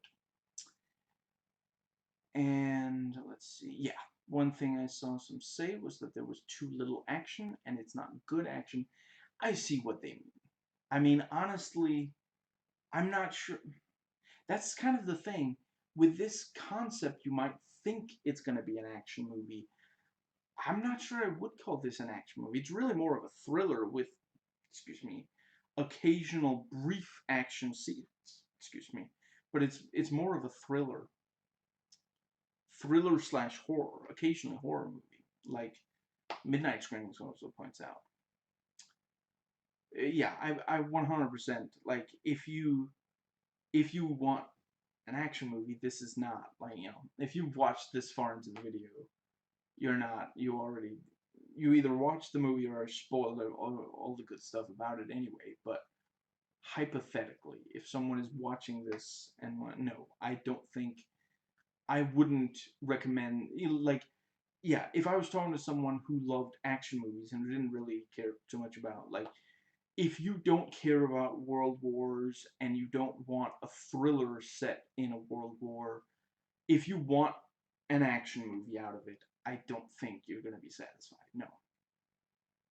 I imagine most of the people who were satisfied were, you know, yeah, it was probably because of the thriller aspects. And maybe some of them define the thriller aspect. What I define as thriller aspects, maybe they define as action. And let's see. Yeah, some said that it was boring. I can understand. I never found it boring. But yeah, if you expect an action movie, if you go into it with expectations that the movie doesn't live up to, and I think based on the trailers, I think it was reasonable to expect an action movie based on them. So as they didn't do the best job of giving a proper indication of what the movie was like, but they did a good job of selling the movie. But they show stuff that make it look like an action movie when really the scenes they're showing brief clips of the action doesn't excuse me, the action doesn't get much bigger than in those clips. But as long as you're only showing clips, it's not difficult. So, yeah. And I already talked about the violence. Yeah, and one said it's not realistic, it's an adventure, kind of exaggerated. I think that's a good, yeah. This is not. It's not very likely that anyone survived all the different situations you see in this. No one person survived all of those. Yeah.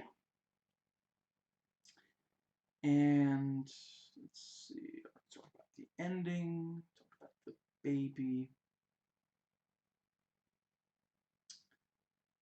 And let's see. One big dramatic scene. Twists. Not enough war scenes. Yeah, I already went into that. And that some of these guys have plot armor, and it's not really tactical in how they approach things. Yeah. And yeah, one guy said, it's just a lot of walking. Yeah, I mean, that's the thing. If you don't really get into the set, I'm not saying you're wrong if you don't, but it's true. If you look at it like that, it is technically just a lot of walking. The reason I think that it's okay that it's just a lot of walking is what they're walking through. And yeah. Now, let's see. And some said it was badly paced. I think it was. I don't think it was bad, no. And, oh, right, and no, I have not watched either of Sam Mendes' Bond movies, and I don't know, I haven't watched a James Bond movie since GoldenEye, and I'm not sure that's going to change anytime soon. So,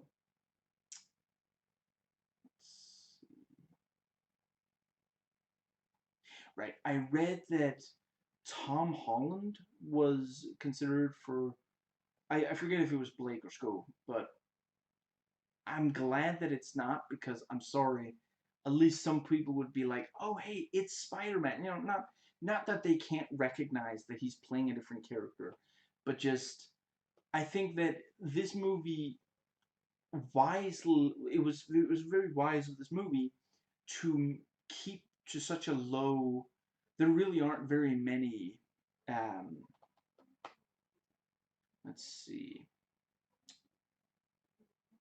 There are a few stars, but they all have very little screen time, so it doesn't distract.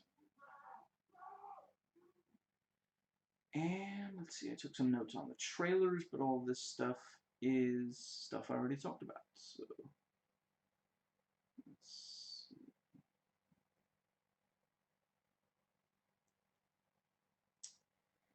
I am not sure that I'm going to get too much into.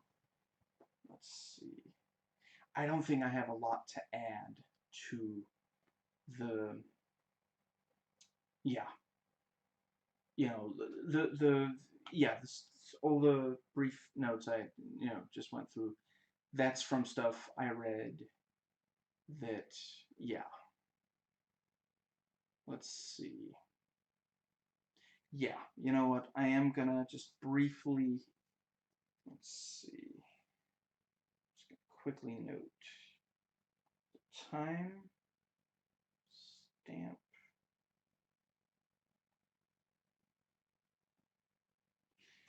So the final section, IMDb, Wikipedia, and critic sites. And usually I spend a lot of time carefully going through each of these, but I'm just briefly, yeah, just in case this changes between when I'm recording this video and when you're watching it.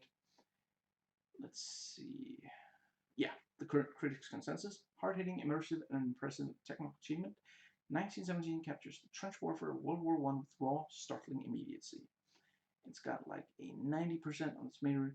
Yeah, and this was when it had 328 reviews. I didn't copy in the latest ones because I have carpal tunnel. Some carpal tunnel. As an 89 audience score when I copied this in. Of the 328, excuse me, reviews, 295 were fresh, only 33 rotten. Average rating of 8.42 out of 10. And the audience, the average rating was 4.46. So, what I want to do, let's see. I already read. Yeah, I'm gonna. Excuse me.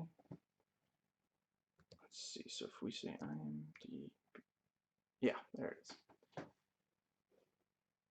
And yeah, and it's been very well received on IMDb. Excuse me. Let me just briefly. Yeah, it has like a bunch of 10s, 9s, and 8s as votes.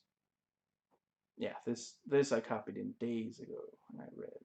Okay, so I have not yet read the trivia, the spoiler trivia items. So let me just really briefly. Excuse me. Oh, George McKay bumping into running soldiers and getting up a few times was not in the script. That is very impressive that they managed to stay completely in character and like, because like if even one of them's like, ah, okay, I guess we got to go back, not waiting for whether or not Sam Mendes was going to call cut. Let's see. And final scene, Schofield finding Lieutenant Blake and presenting him with his brother's rings was the very first take, according to Sam Mendes and Lee Smith. And yeah, one of the very first shots of the film's Sco leaning on a tree sleeping. The last shot of Sco leans on a tree to once again sleep. Oh, yeah. The two main characters' first names are not revealed until the end of the film. That's right. Tom, right? Or was that the brother? One of them was called Tom. Tom Blake. Pretty sure. And let's see. Yeah. Yeah, this mentions, when Schofield passes out. That's the one exception to real time. From his perspective, it is real time since he comes to and immediately. Yeah. And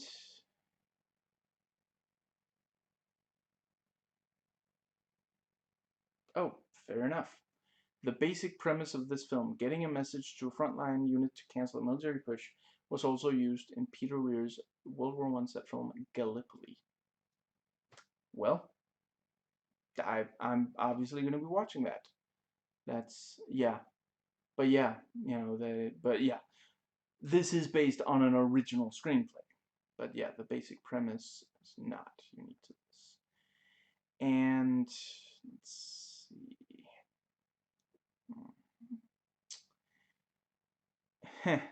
Oh, yeah. Yeah. Excuse me.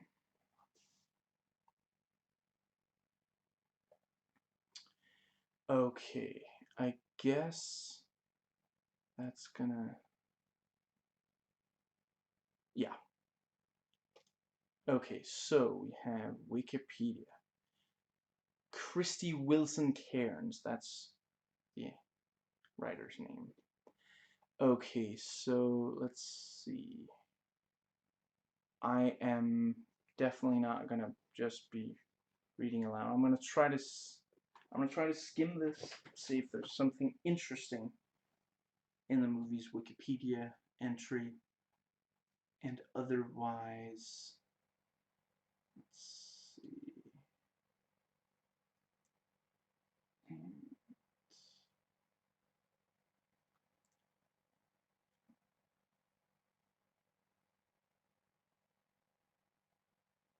Okay.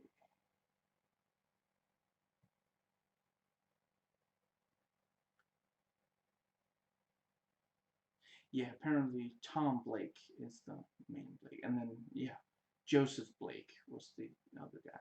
I think they did a decent job finding two actors who looked similar. And let's see.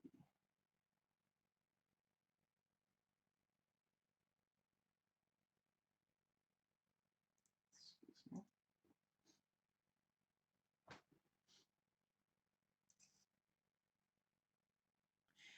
I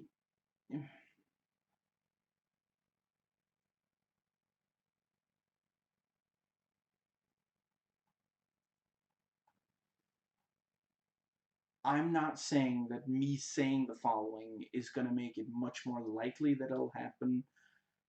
I'm just I'm just expressing my hope. I hope that this movie does so well, financially, critically, it's what's it called? Awards wise, that some studio will feel like will get the not self-confidence, but the confidence the in how successful World War I movies can be, and thus try to yeah, and thus get made a third version of All Quiet on the Western Front. And I've talked about this before, but both of the movies get some really great stuff out of that book. But there's stuff in the book that's not in either of the movies, and there's stuff that it would make a lot of sense to make a third version, because the second version didn't make the first one redundant, and a third one wouldn't make the first two redundant. That's not how this. I mean, I guess you can't really call it a series because they're the same. This franchise. I don't know if you the franchise of these two movies. So far, they're not. That's not what they're trying to do. They're not trying to replace. And a third one could do new things whilst still just yeah. And one thing that they could have in it that the first two don't, they don't as much as you can today as something like Fury does. And also this, to some extent, is very, very graphic violence and detailed, because that is, you know, that's something to a lot of people to in their mind. War is not disgusting, and that's just not reality. And I'm not saying every movie about war has to be disgusting, but when you're making an anti-war movie, it is something to.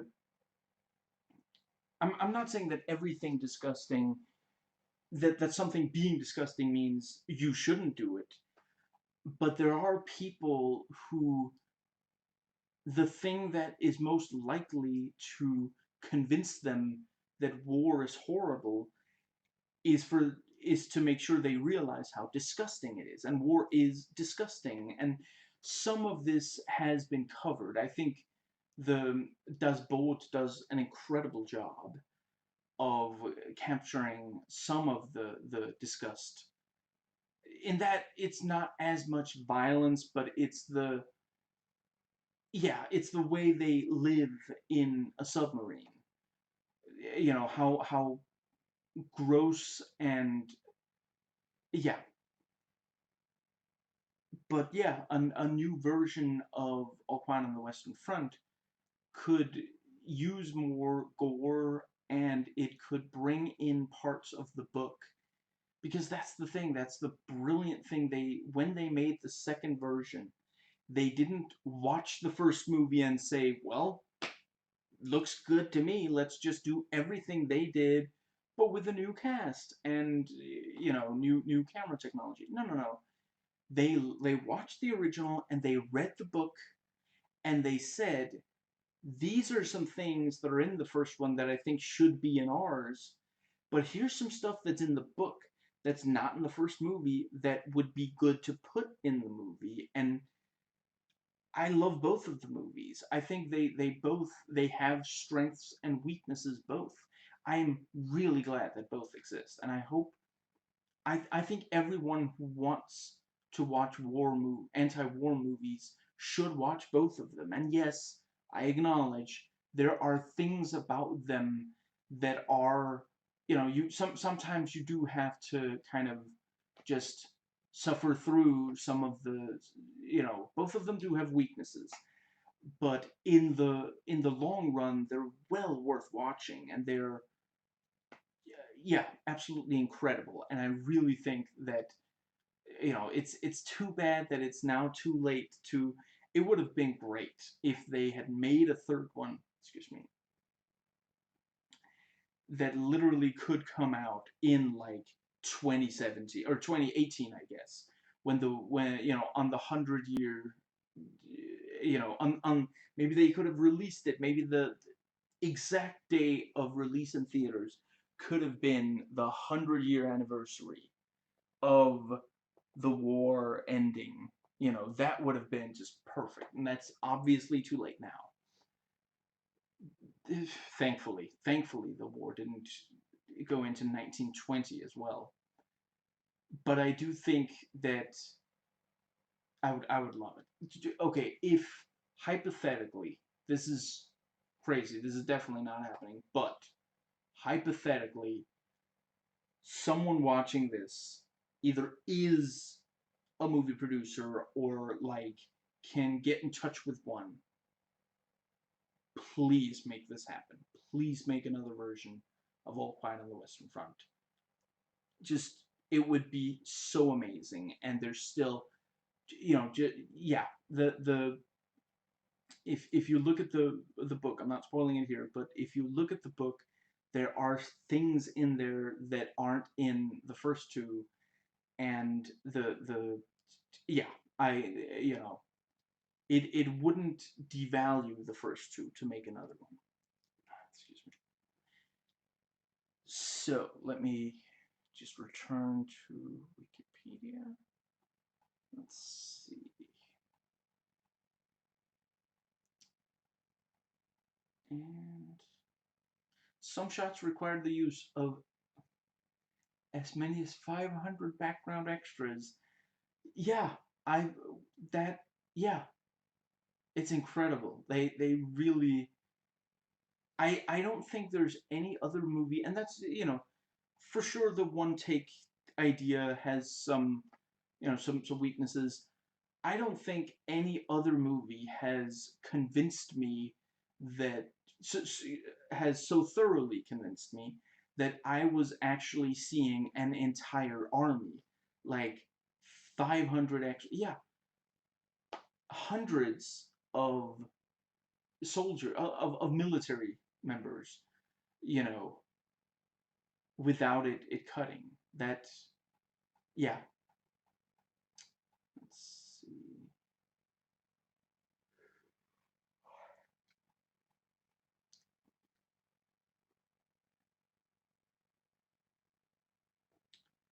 Now,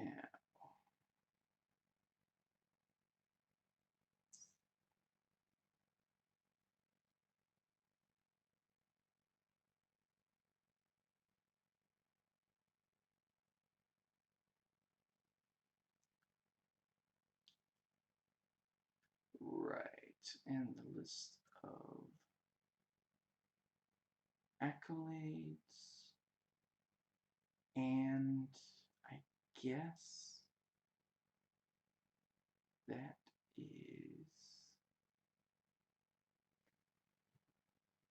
is a long list. Yeah, that's it. And here I didn't copy in all of the IMDb reviews, and certainly I didn't read all the ones I copied in. No, but I did copy in 593. I did not read 593 IMDb reviews, but yeah, and earlier today there were more than 593. I'm pretty sure. Yeah, but yeah, I I have said everything that I had to. So yeah, just I really hope that this is this helps more of these get made, because there is a lot to say and to do. It is it is extremely important that we don't make these same mistakes again. It really There is, yeah. I mean, I would say that like political leaders and military who do foolish things that can start new wars should be forced to watch movies like this. But then I don't know if that's a punishment or a, a reward. But I think as many people as possible should watch movies like this so that nobody forgets that, so that when the idea of war, when that comes up, that the majority of people have a negative reaction to the idea, because war is almost never actually necessary. Diplomacy can actually, I'm not saying it's always, you could not have negotiated with the Nazis. The for sure there are things, you know, but if when and I'm not saying that people who were Germans who were against the Nazis, if you like, yeah, look up Sophie Scholl, I want to say it's called, or watch the movie about her, and the others. The It was not very easy to slow down, much less stop, the war machine of Nazi Germany if you were in Nazi Germany and you weren't a Nazi, But basically, yeah, the moment that there are signs that a political candidate might be a dictator, you should do what you can within democ you know democratically. I'm saying not physical violence or nothing illegal. Do what you can to prevent that person from getting political power.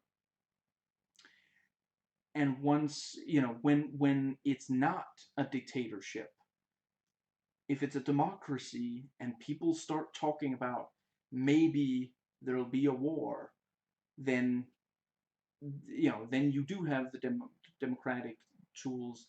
Try to stop it, and you know, yeah. So I believe that's yeah.